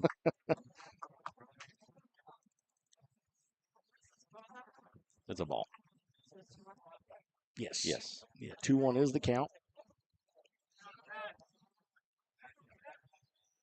Gingrich comes set. The pitch. This is fouled away for strike 2. Again, we want to thank everybody for tuning in and watching playoff baseball here on SHN Sports, alongside Jonathan and myself, and Miss Kathleen Forsell and Mr. Don Miller. The 2-2 pitch. That's outside for ball 3. Our regular press box crew, but we're at Glenn, and so how we're seated along here is set up opposite to what it is at home. That pitch outside for ball 4. And Gingrich gives up his second walk of the inning. And Coach Kell up. He may be sending somebody to the bullpen, or maybe he's going to have a fielder come on in relief. All right, everybody. We got to get our annual.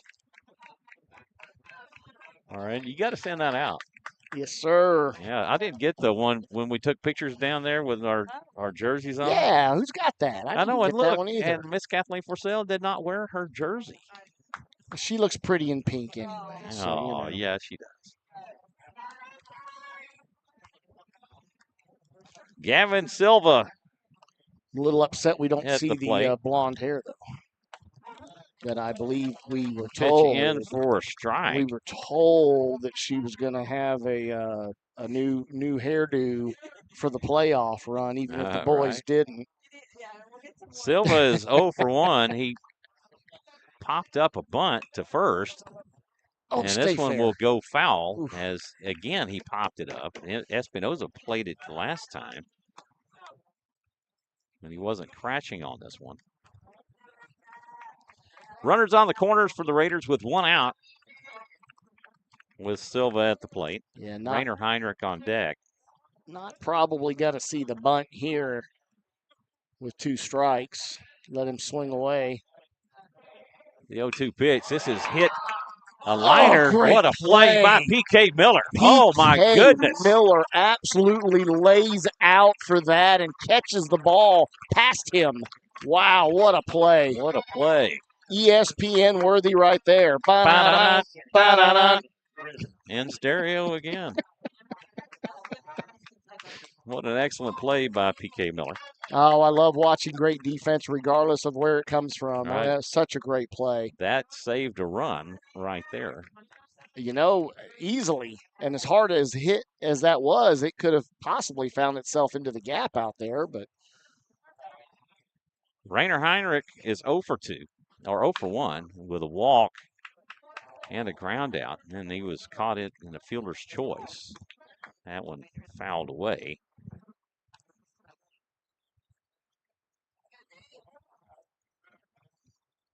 Yeah, Nerner doing his best C5 impression with that home run Thursday night as Carter has been on fire. Carter let us know level. that he's known as Nerner. Pitch high for ball 1. There is some activity going in the Ranger bullpen. Number 9, which is going to be Maverick Minister, who came in last night or Thursday night. Yeah, so I do the same thing. The 1-0, that's outside for ball 2. 2-1 the count. Yeah, what a great name, Maverick Minister.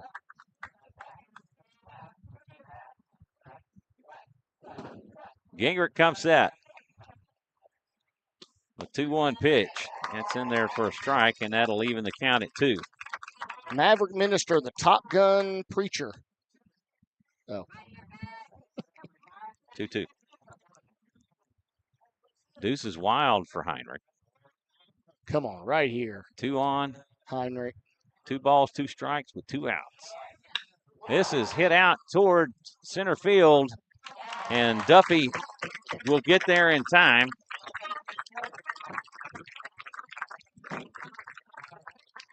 And the Raiders will get 1 run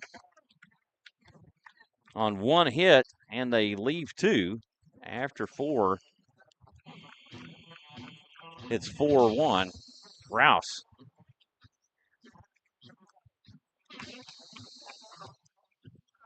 Due up for the Rangers in the 5th, Allen, Espinosa, and Wells. I'm going to take this opportunity to run another UIL spot.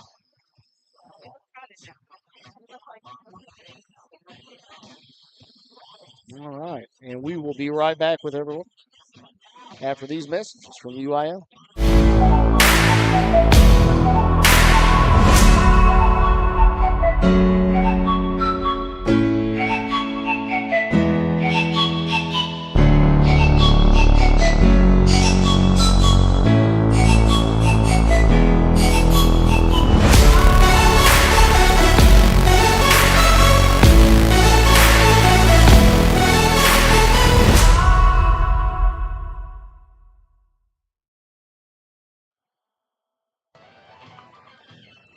And we're back. And, of course, at the end of that little clip, you will see the NFHS logo. And that is, of course, who has the rights to the state tournament.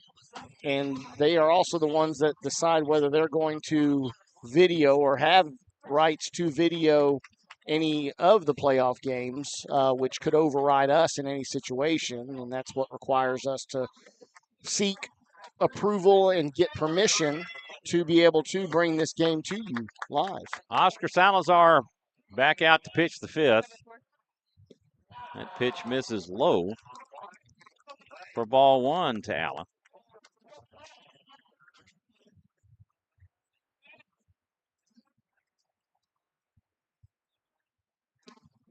Well, no, that misses outside for ball two.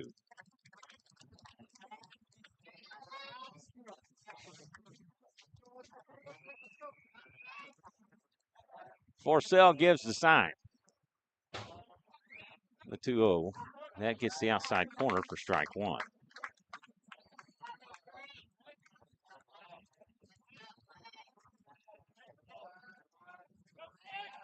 The 2-1.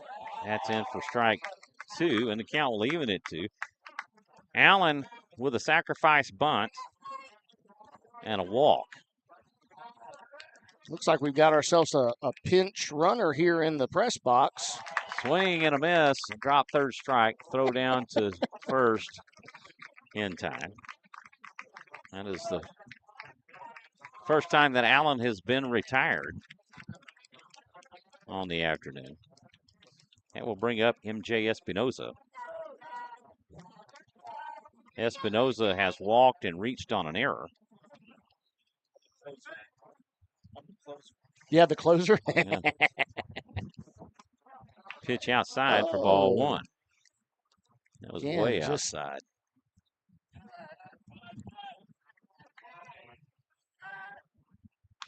That is fouled away for a strike. Bryce Wells on deck. Of course, the Rangers really finding themselves in a hole as they took advantage of some off pitching in the first inning and really having an opportunity down for ball two there, but they found themselves in a hole now, chasing 3 runs. Breaking ball high for ball three.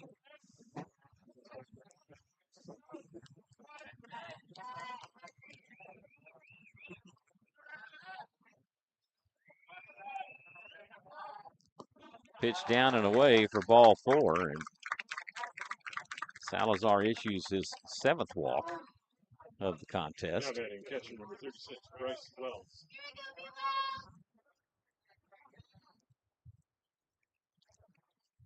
And I'm going to bring a pinch runner in for Espinoza, and I believe that is still the courtesy runner, number 6, Nick Cernahouse. Cernahouse, but the coach is going over and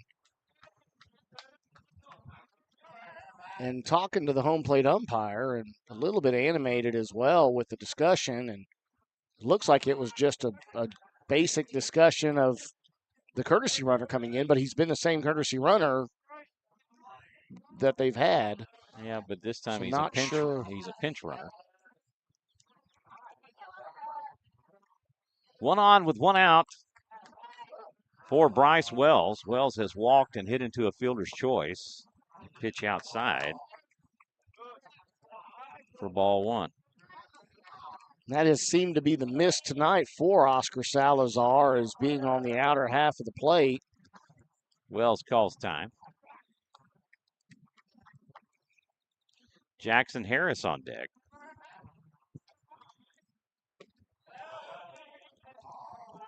I mean, didn't even need to ask him. It looked like a strike to begin with, like but strike to begin with. He check swinged, asked for help. They called it a ball, but because he did check his swing, I'll give him that, but it looked like a strike nonetheless. This is lifted high and to left. Tyler Espinoza will make the catch, and that will do it for Wells. 2 away for Jackson Harris. Harris is 0 for 2 with 2 strikeouts. Now batting third baseman number 16, Jackson Harris. Yes, ma'am. Kathleen Forsell recruiting her own replacement. Her own pinch hitter. That pitch down and away for ball 1.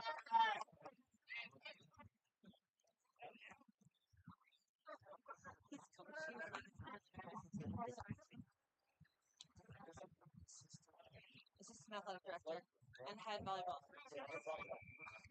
Jacob Thompson, who's winning his coaches in Rouse. Yeah. That's all right. Pitch high and outside for ball 2. Was he, well, that was Kelly Thompson that was the cross-country coach, right? 2-0 the count to Harris. The pitch, this is fouled back for a strike. Yeah, the pinch runner there for Kathleen Forsell was Coach Thompson, father to Connor Thompson, and he is the assistant athletic director as well as the volleyball coach. So he's getting to enjoy multiple sports. Just a lob over to first, just to keep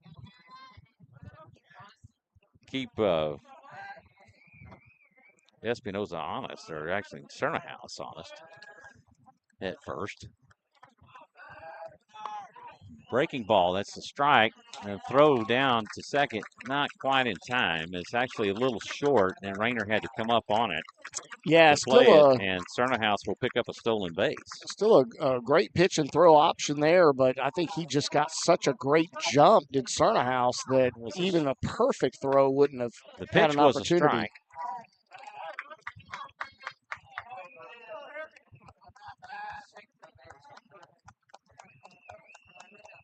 Salazar takes a long look. He will come in, swing and a miss.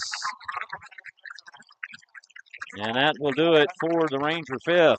They get no runs on no hits. They leave 1. After 4.5, it's Raiders 4, Rangers 1. Yeah, and Oscar Salazar really fired up coming off the mound on that strikeout there, knowing he's shutting them down from any opportunity to get back in this game. That's the 10th strikeout for Salazar. Again, just outpacing the walks. And he has 7 walks. He's his credit. He's got the 3 strikeout lead. What's his pitch count? Pitch count as of now after 5 is 95. So he's got 15 more left in the tank. And that may be it. I would think that, and the way he acted coming off the mound, I think maybe he was told the same, that this may be his last inning, and sometimes that can be done for a coach to just fire up the pitcher, right, and let him understand, hey, man, leave it all out there. Okay, this is it for you for this game. He's going to stay in and hit, no doubt about that. And we'll see if the adjustments are made to either bring Nathan Miller over to third and Oscar to first, if that were the case. Now, we also may see that Nathan Miller comes in to pitch, but Henderson hasn't been used much at all on the mound lately. So, in knowing that he's been the one warming up, we could easily see Henderson come in as a middle reliever, possibly closer. Zach Gingrich. Oh, I'm sorry, John. Yes, you're good. Good. Zach Gingrich back out to pitch the 5th. Due up for the Raiders. Tyler Espinosa, Oscar Salazar, and Landon Miller. That is your 2, 3, 4 hitters. And a quick glance here just to make sure no defensive changes have been made. A breaking ball in for a strike to Espinosa. Espinosa is 0 for 1. He has hit into a fielder's choice and is flown out to center. He will line this one up, hop off the pitcher's mound, played by Allen, and the throw to first in time. Yeah, did a really good job there of understanding how the hop was going to be crazy coming off the mound like that. So he went ahead and moved it back, made the play, and let his strong arm get the out for him.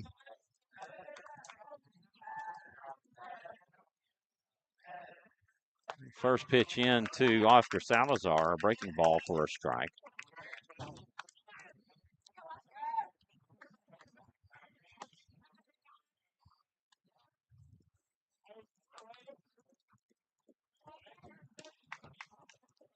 Activity in the Ranger bullpen. Pitch down and away. Maverick Minister getting loose. Once more.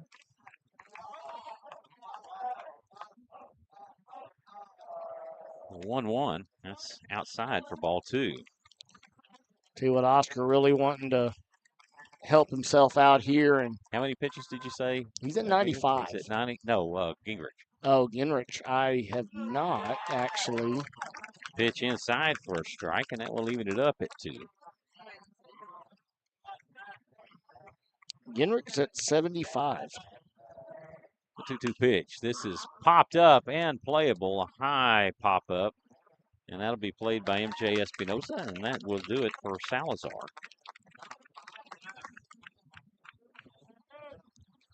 Two away for Landon Miller. Now batting center fielder, number 10, Landon Miller.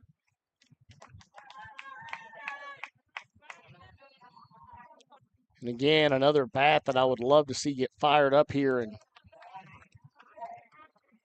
get the little home run trot going here would be Landon Miller. That pitch inside for a ball. I don't know that there's anybody that has as much power with that bat in their hand as he does on this squad.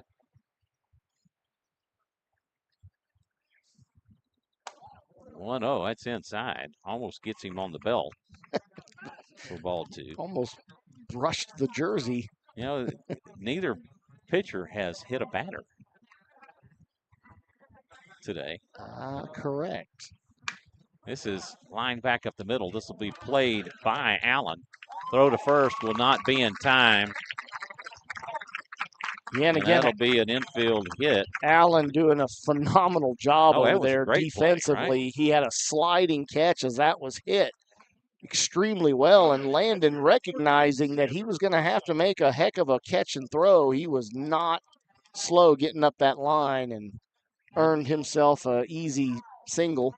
That'll bring up Xander Forcell. He has a sacrifice bunt and a pop up to second. I need that extra base hit, though. Miller takes off. This is hit out to center field, and that's going to drop in for a hit. Landon Miller will hold up at third. The extra base hit. That is a first to third for Landon Miller, as we had a hit and run called up by Coach Crimpine there, and it worked out perfectly. Runners on the corners for Nathan Miller. Yeah, Dawson Snow makes his way back in as the courtesy runner. No, Diego Gate. Okay. I say, yes, Dawson Snow ran earlier, and he was making his way out there, but Coach recognized that. He was not allowed to do that because he came in for Nathan Miller earlier. First baseman, number 22, Nathan Miller. Runners on the corners for Nathan Miller. Coach Kell calls time. He brings his infield in. And will this just be a discussion, or I think it's does just he have? I think it's just a discussion. Maverick in tow is not. I don't see him out there.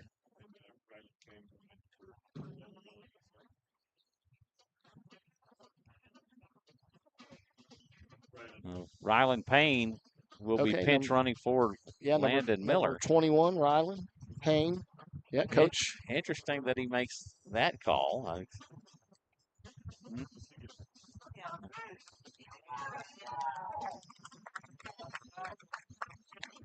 Tell you what, one thing we have not seen yet, and I know he's had some bullpen work,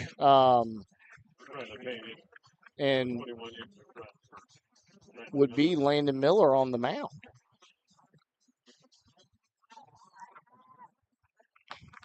Dalton Holbrook getting loose in the bullpen.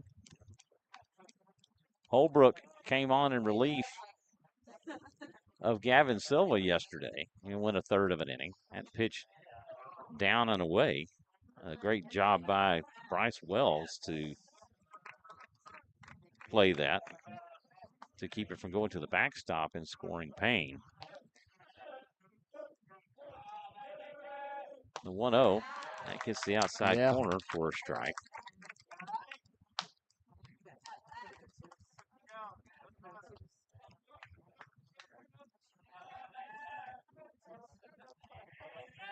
Gingrich comes set.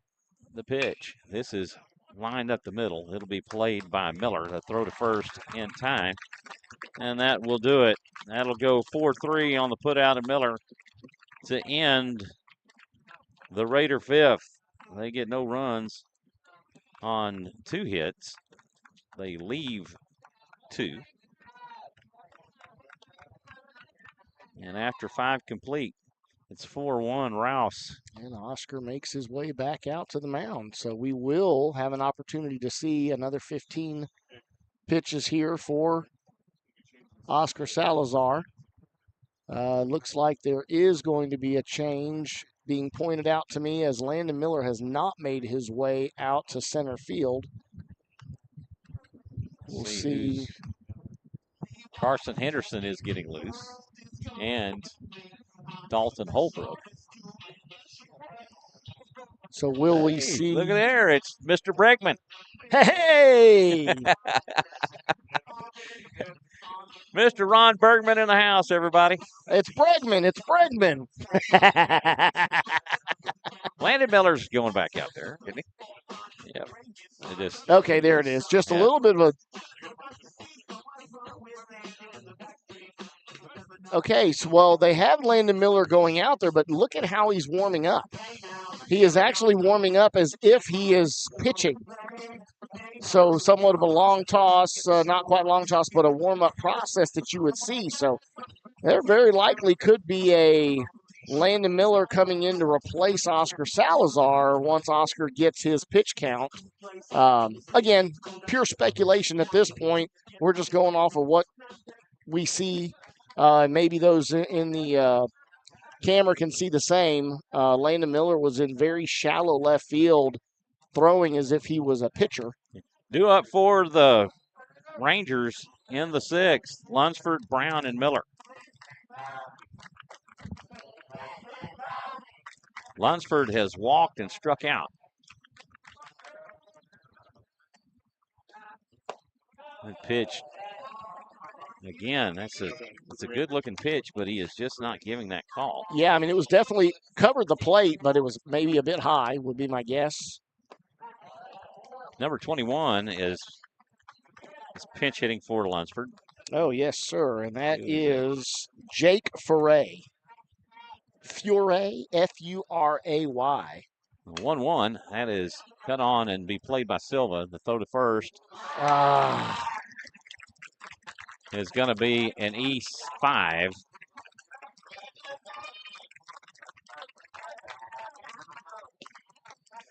You know, once again, that is a perfect play for the third baseman. You want to see him, based off of angle, go ahead and cut off the shortstop who's having to charge at a different angle. Just that throw getting away from him, and he looked down at his finger immediately, almost to indicate maybe something happened to the finger on that release. Pitch to Parker Brown, misses high for a ball. Nevertheless, we do have the leadoff on for the Rangers here in the top of the 6th. Breaking ball, this is cut on. It could be 2 for 1. Yes. Second in time, and that'll be a double play, and it looked like Brown may have twisted his ankle a little bit. Yeah, and a great defensive double play can really... That'll played by Silva, right? Yes. That'll be 5-4. 4, yes, 5-4-3, 2-1. Oh, sorry. But yeah, Gavin Silva doing a great job there, making a very strong first throw right on the money to Rainer Heinrich, giving him an opportunity to make the turn and throw down for the double play. And that is going to be it for Oscar Salazar. Yep. Yes, he was close to the limit. And Okay, so Nathan Miller now going in. So the whole Landon Miller warming up thing was all for naught with my discussion as Nathan Miller and Oscar Salazar look to flip-flop here. Salazar will be going to first. Correct. He's going to go get his glove. And Nathan Miller's going in to get his pitching glove. So, no. Nathan Miller's just going in. Oscar's going to first. All right. No, we've got Carson Henderson. You know, in the pitch for your Rouse Raiders. So Silva's coming out. Miller's going to third. Or is Carson Henderson? Carson Henderson's on the mound. Well, he's talking to Xander. There we go. All right. And so here comes Salazar. And Nathan Miller's going to third. All right. And now Gavin Silva goes in. So, yes. All right. With the exception of Gavin Silva on the mound, we now have our normal Game 1 starters in on the field. But we have Carson Henderson on the bump for the Raiders as we're watching Nathan Miller and Oscar Salazar warming themselves up for their new positions.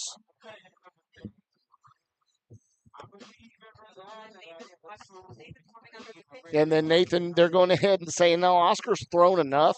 Coach Crimpine tells Nathan, hey, man, you don't need to throw with Oscar. Go ahead and warm up, throw into Camorn, over here in case there's any struggle on the part of Henderson, as we obviously do have 2 outs now with the double play and nobody on. So it sets up very nicely for Carson Henderson.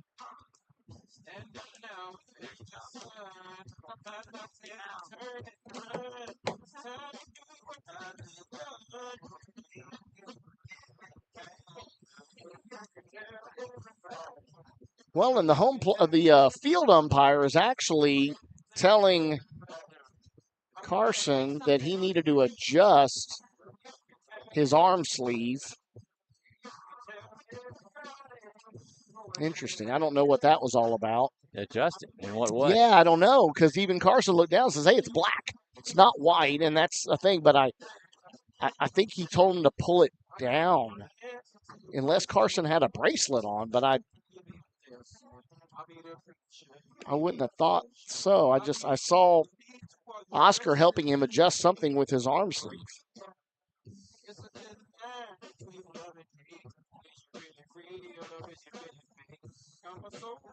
I don't know. Due up for the Rangers, P.K. Miller.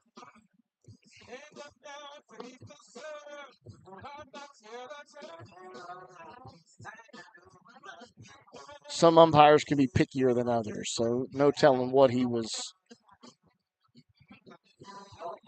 Oh, we've seen him over the years be very picky about stuff. Well, and I get it. So you're not allowed to wear a white sleeve as a pitcher from the arm that you throw with, which makes sense because it hides the ball. Right. Can hide spin on the ball, but he's wearing a black sleeve. And then, of course, he also comes over and moves the dirt around on the mound, which, I'm sorry, but I never was a pitcher, but I've seen enough pitchers that make so many adjustments on how they like the dirt. P.K. Miller comes to the plate. He has struck out looking and walked.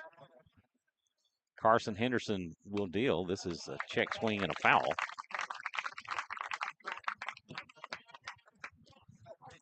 That's one thing we've seen quite a few of tonight, Michael, is a lot of check swing fouls. Henderson, one of 2 lefties on the Raiders pitching staff.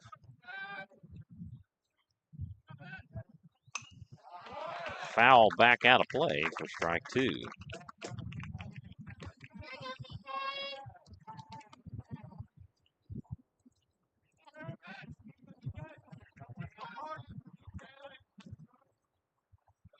Nothing into the count to Miller. Henderson comes set. The pitch. It's inside and low for ball 1.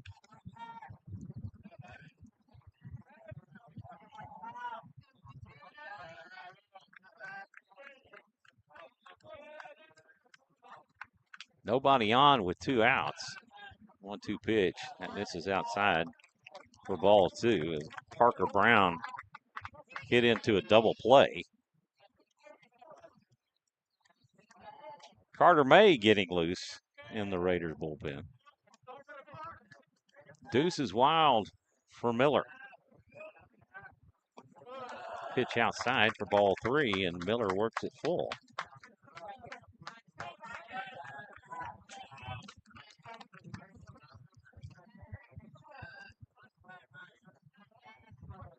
Payoff pitch coming up. Pitch. Fastball catches him looking. Wow. Inside pitch, which did look very good, but honestly could have gone either way. And Miller thought for sure he had drawn the walk. Grand Slam sponsors fully offers. They go in order. Well, roundabout in an order. In order. As only 3 came to the plate. Yeah, the double play. In the 6th, the double play by Parker Brown. And we're seeing Ginrich making his way back out for the 6th, which again, pitch count wise, he is not anywhere close to being in trouble. All right, and we are going to go ahead here and, well, we only have 3. Oh, have we done all 3? We've done all 3. Okay. Yeah, that's we fine. were going to look to introduce another UIL. Yeah, but we're only commercial, but I mean, we've got mandated to do 3. Yeah, so. Becoming Official, Rhymes with Gray, and then Play Platform. Okay. So yeah, we've done all. We've met our obligations. So. Okay. Well, that's good. Which brings a lot of great information to everybody at home for UIL in recognition of them and all that they do and all they represent in youth sports. But again, Ginrich comes back out. Pitch count wise, he was in good shape. He's at 83, going into this inning. 2 up for the Raiders. Sanchez, Solis. And it would be Silva, but we'll see who he puts in. That pitch outside for ball 1.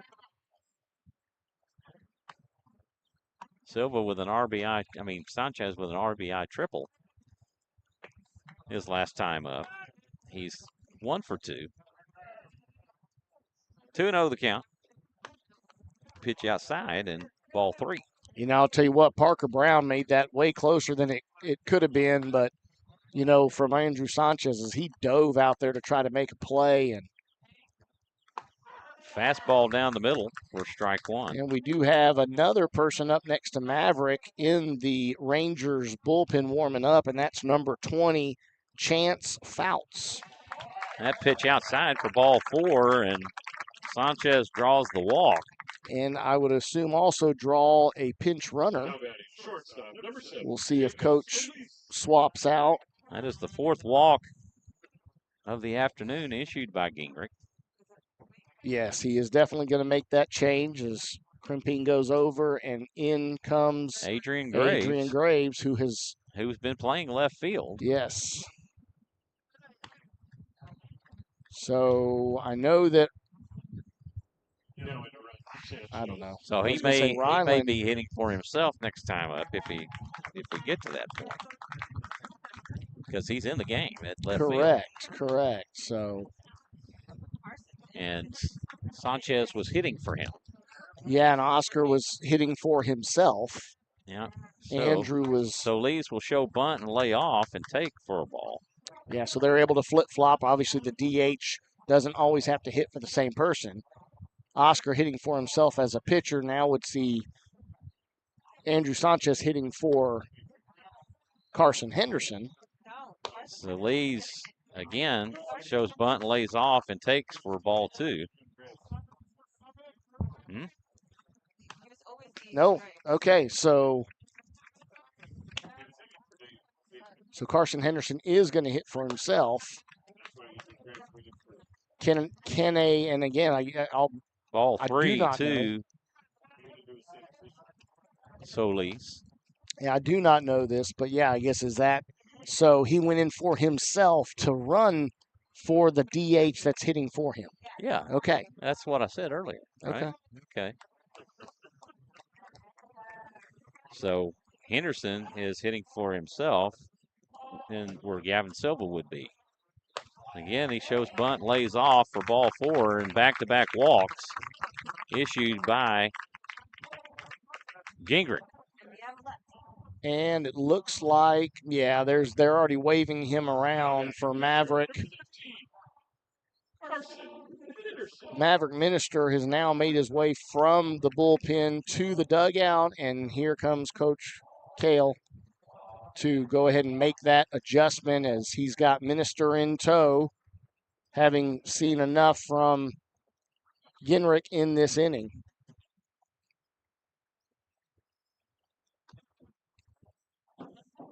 So he hasn't taken the ball yet.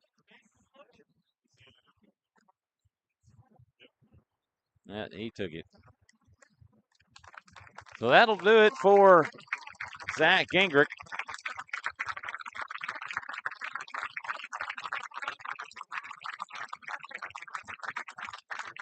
They cheer him on.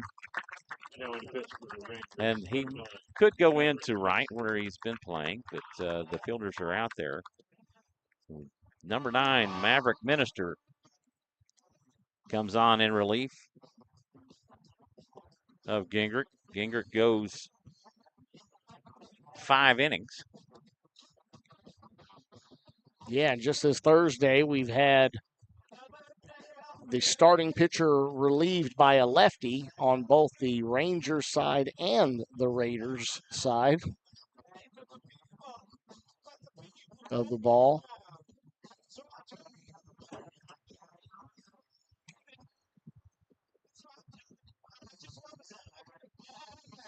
Minister gave up that 2-run shot by Heinrich last night. And as it is going, he will have an opportunity to see him again in this inning. Yeah, Raiders have 2 on with no outs. Barring a double play or something along those lines, yeah, it will give a rematch opportunity.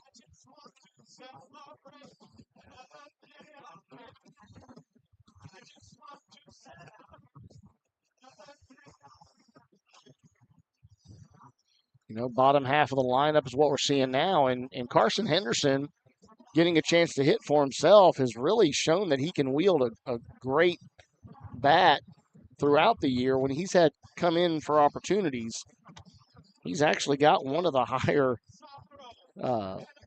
stat lines as a hitter. I'm actually wanting to do a quick scan of that. And batting wise, yeah, Carson Henderson is batting .500 on the year when he's had opportunities. So, and again, not a lot of games in that situation because he is primarily a pitcher. He does get some time warming up pregame at first base. But most of the time is used as a middle reliever / closer in those situations. Alamo Heights Mules await the winner of this series. Landon Miller is getting loose in the bullpen now.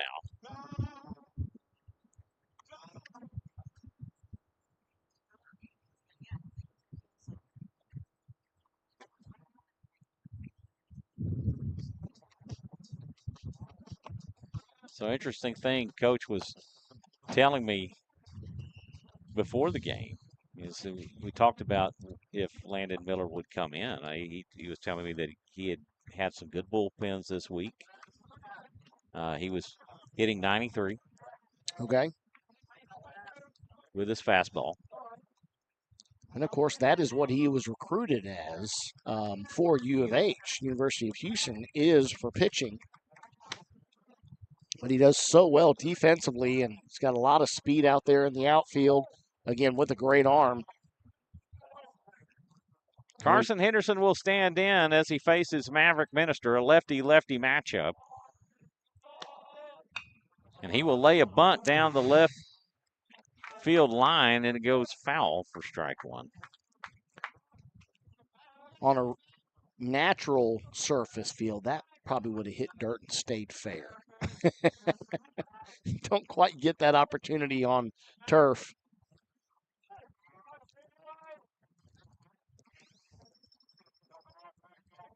Oh, and 1 the count to Henderson. He will lay another bunt foul for strike 2. And you would expect him to swing away with an 0-2 count. Correct. And of course, as a, not just that he's a lefty, but when you have runners on first and second, specifically a runner on second, you always want to lay that bunt down the third base line, drawing the third baseman in and leaving that base vacant so that you can advance the runner regardless of what happens on the throw. The 0-2. Oh, and and he's still out on bunts. He bunted it foul. Gosh, would have loved to seen him be able to put that down there. You know, again, just it was a foul, folks, but anytime you have 2 strikes on you and you go to lay the bunt down, you better be fair with it. That'll go down as a strikeout. That'll bring up Rainer Heinrich. Heinrich is 0 for 2 with a walk. He has grounded to third and flown out to center. Pitch high and outside for ball 1. 2 on with 1 out. Runners at first and second. Jacob Solis at first and Diego Gayton at second. 1-0 the count to Heinrich. 1-0 pitch. That's a slider in for a strike.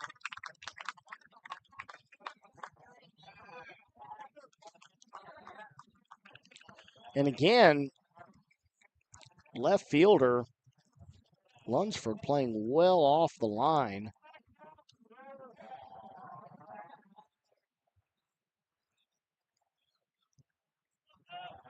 The 1-1 pitch. Check swing, he lays off. Okay. But that looked like a strike, to be honest with you.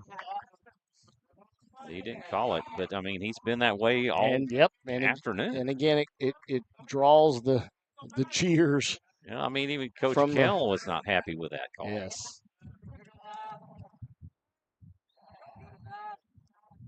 2-1 the count to Heinrich. Minister checks Gayton at second. He'll come home. This will be chopped on and hit back up the middle. And he'll have an opportunity Heinrich to beat it out. And will pick up an infield hit on that hop over the mound. A huge chop that just died when it hit the ground and did not give Blake Allen an opportunity to play that.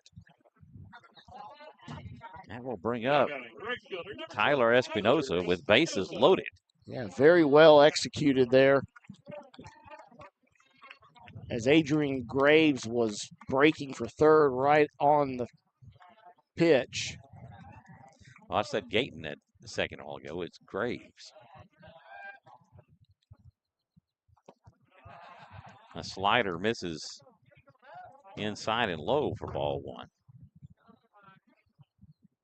Yeah, Bryce Wells playing his position extremely well there at catcher. You had mentioned it that MJ Espinoza Thursday night, really 0 opportunity for a wild pitch or a passed ball. And tonight we've seen, this afternoon, we've seen multiple pitches get to the backstop, but those are definitely wild pitches. Pitch high and outside for ball 2. As Bryce Wells has stopped anything near him. He's done a very good job back there.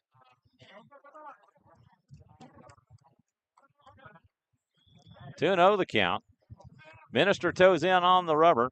The pitch. Down the middle for a strike. As Espinoza shows bunt, he lays off. And he does that frequently. You know, he's one of those that just changes the eyesight of the pitcher, seeing if he can draw another ball. 2-1. 2-1, swing and a miss for strike 2, and that will even things up. Oscar Salazar on deck. Really good opportunity here for the Raiders to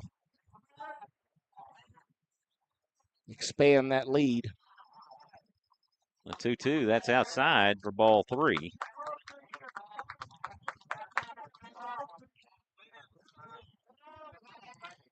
Especially here as there's no place to put him with the bases loaded. Wells gives the sign. The payoff pitch. That's outside for ball 4. Okay, there was a delay there in the thoughts that they may ring up Tyler, and he did not call a strike. He did not call an out. Everybody was sort of baffled by the way the home plate umpire acted on that pitch. Both teams were. Everybody was just sort of stopped. Tyler thought he was rung up. He started to make his way, but then the umpire never said anything. Oscar Salazar. Bases loaded for Oscar Salazar, and Wells he's like, I don't know. It just. Yeah, and they exchange that now with. Coach Kell is not happy at all with that call. So that is an exchange of walk-in runs. Both Pitch sides. outside for ball 1 to Salazar. Landon Miller on deck. Raiders now lead it 5-1.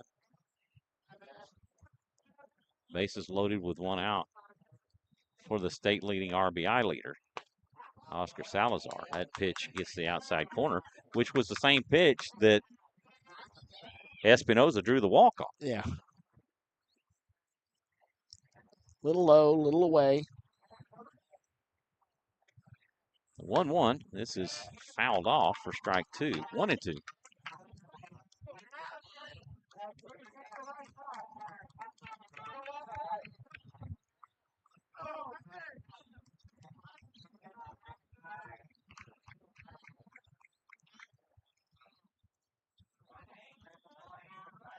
Maverick will step off and reset and have Wells go back through the signs.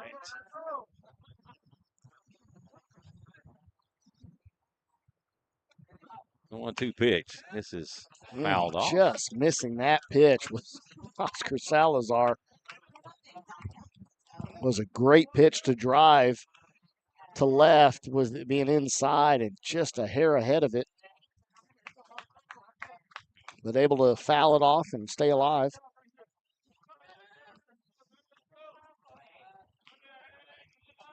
Salazar is 1 for 3. That, if it stays fair, that's trouble. Yes. It did stay fair. Salazar will round first and head to second, and 2 runs will score. That'll be a 2 RBI double for Oscar Salazar. Great job just getting the bat on it enough to hit it perfectly down the line. And actually, when it landed, it deflected further to right, giving an opportunity for 2 runs to score. That'll bring up Landon Miller. Runners at second and third for Miller. And Miller is 2 for 2. And immediately, again, wanting to just crush the ball and swinging at the first pitch that was way inside and down. And I'll say he's 2 for 2. He's 2 for 3. He shook his head after that one like, what are you doing, man? Pitch outside for ball 1, and that'll even it up at 1. You could see him sort of hitting his helmet like, come on, man. You know better than to swing at that. Hey, but 2 for 3 is nothing to be mad about for sure. 1-1. Mr. Deals a swing and a miss on a pitch fastball down the middle. And Miller in a 1-2 count.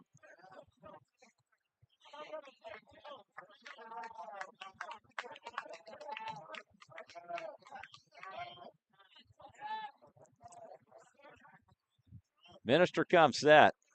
1-2 pitch. That is fouled. Off of his inner leg. No ill effects from it, though, as he does his pre-swing routine. Steps back in.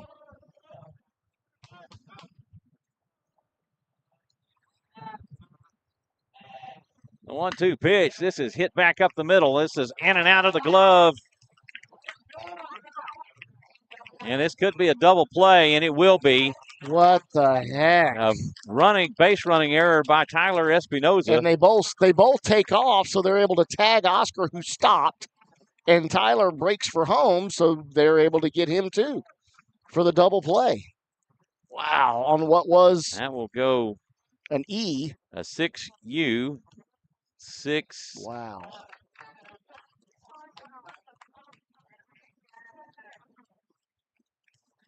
Six-two double play.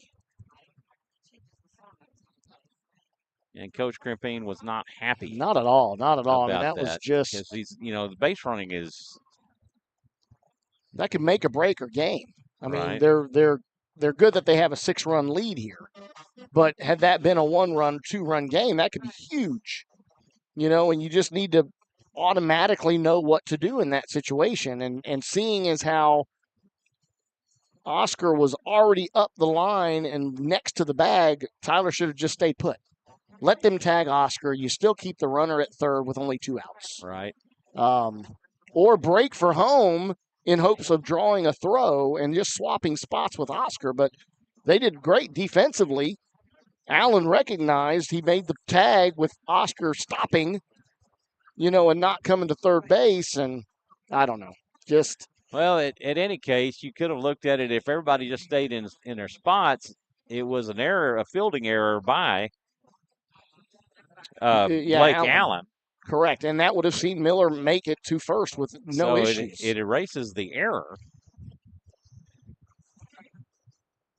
Or actually, it'll be a single and not a fielder's choice for Miller. Yeah, it went. Because it was a base running error. Yeah, not a true fielder's choice. Right. Because he had reached first. Carson Henderson back out to pitch the 7th. Due up for the Rangers in the 7th. But Rangers are Duffy, Gingrich, and Allen. Rangers are, of course, down to their last 3 outs of this 2024 season. And barring a comeback. Yes. As they're trailing by 6. Raiders leading it 7-1. And pitch high and outside for ball 1. But going over that last inning, the Raiders scored 3 runs on 3 hits, and they leave 1. And again, getting that inside call there on that strike to even the count at 1.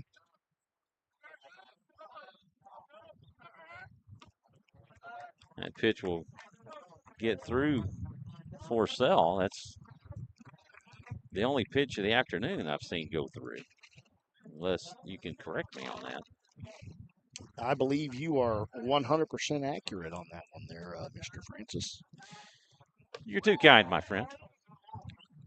He went around. Oh, and then they said he went around.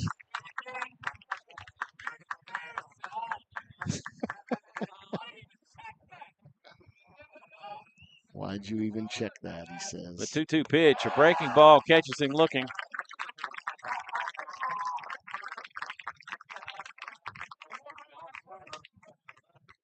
For out number 1.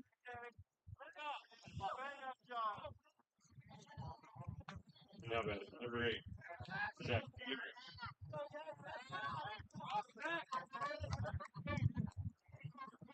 So Gingrich comes back up here.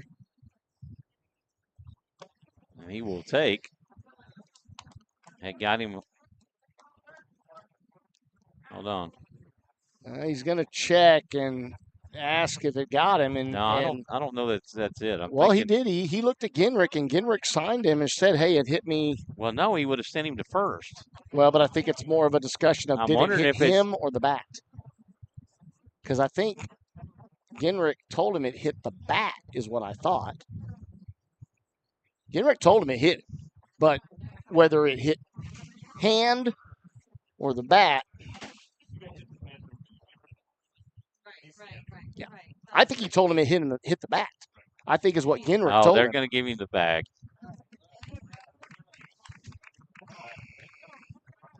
So this will be the first hit batter. Yeah, because I think a home plate umpire asked him, did that hit you? And he said it hit the bat.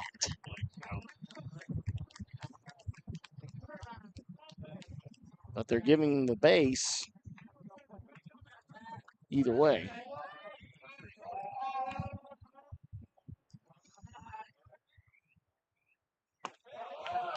Pitch in for a strike to Blake Allen. Blake Allen has sacrificed bunt. He's walked and struck out. Big lead over there by Ginrich. He goes right back with the same pitch. This time it's a ball.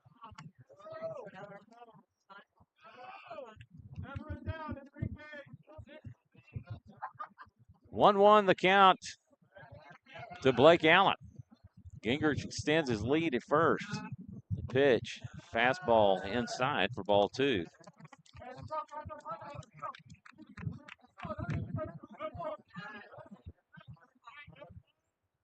Two and one. Breaking ball outside for ball 3. And the Dalton Holbrook getting loose. Wind starting to pick up out there a little bit more. Fastball in for a strike. There's a good count job. works back full.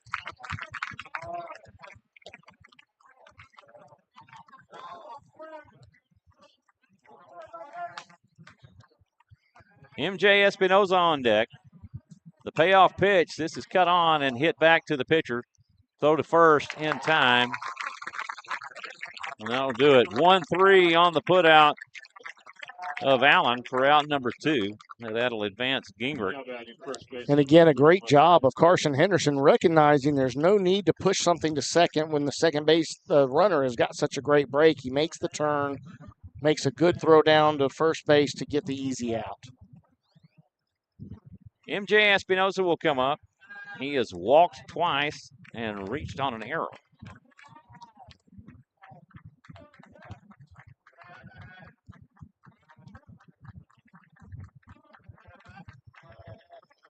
Henderson comes set. The pitch.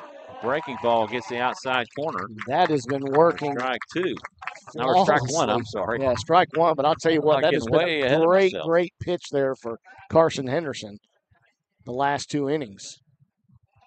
The 0-1. Swing and a miss on a pitch inside. And the Rangers are down to their final strike. Okay, and then we just got an update that Cedar Park able to handle Piper easily and win 7-1 to advance. Swing and a miss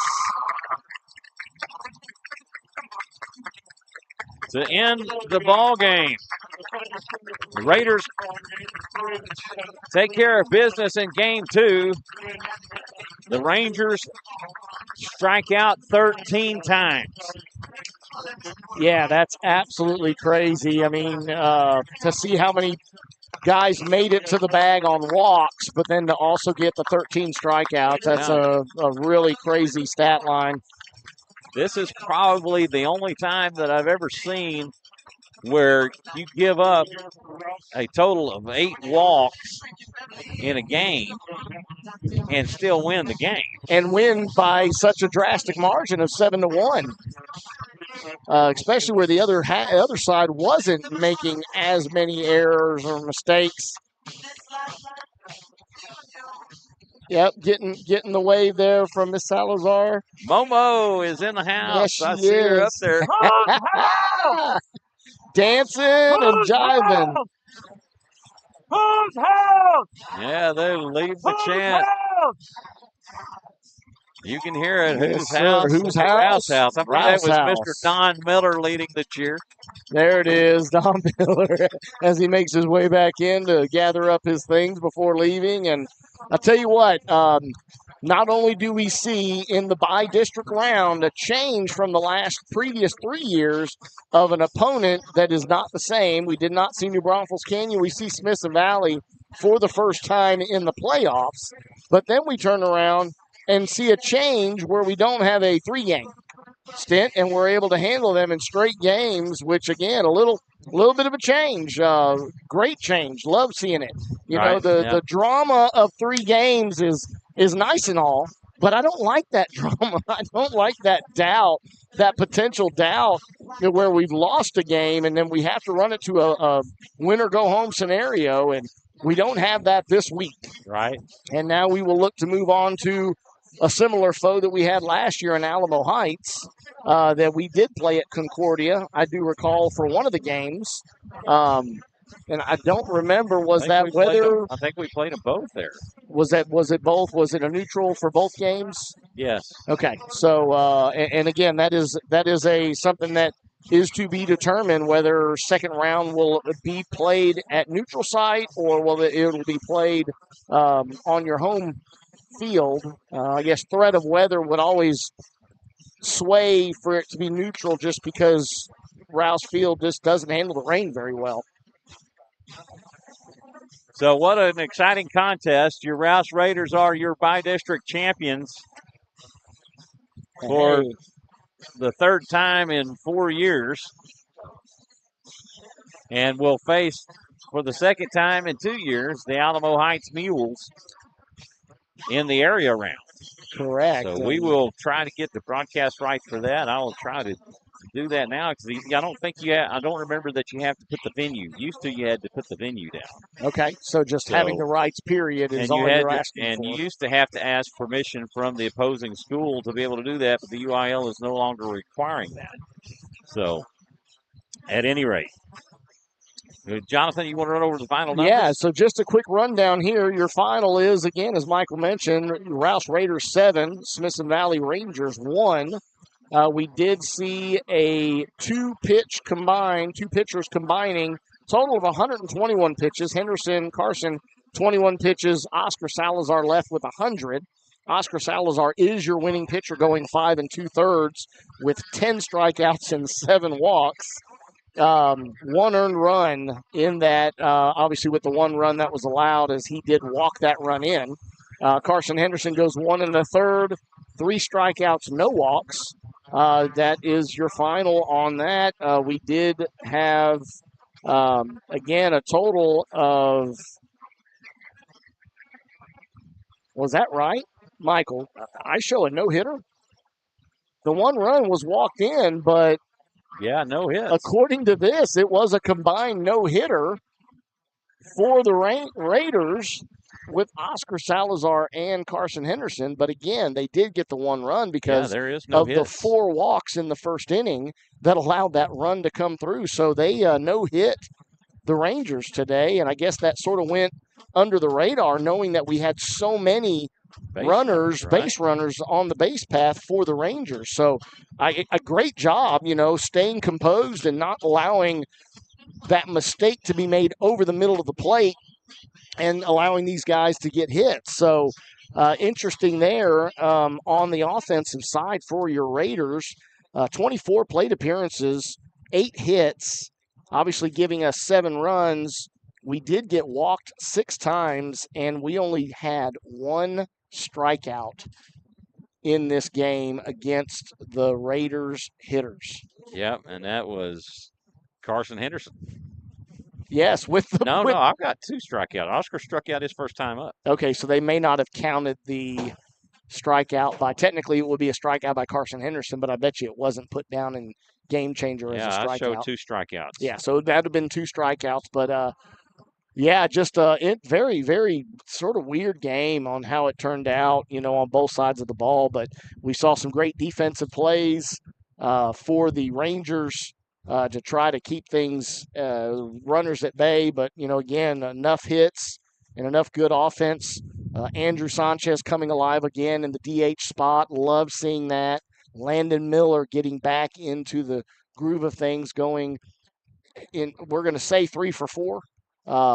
He 2 for 3. He did have the last hit taken away based off of the base running errors that we had, and maybe that was not noted. But yeah, there's the end of the game, and we will look to move on to Alamo Heights next week. Yeah, Alamo Heights may have been here scouting this game.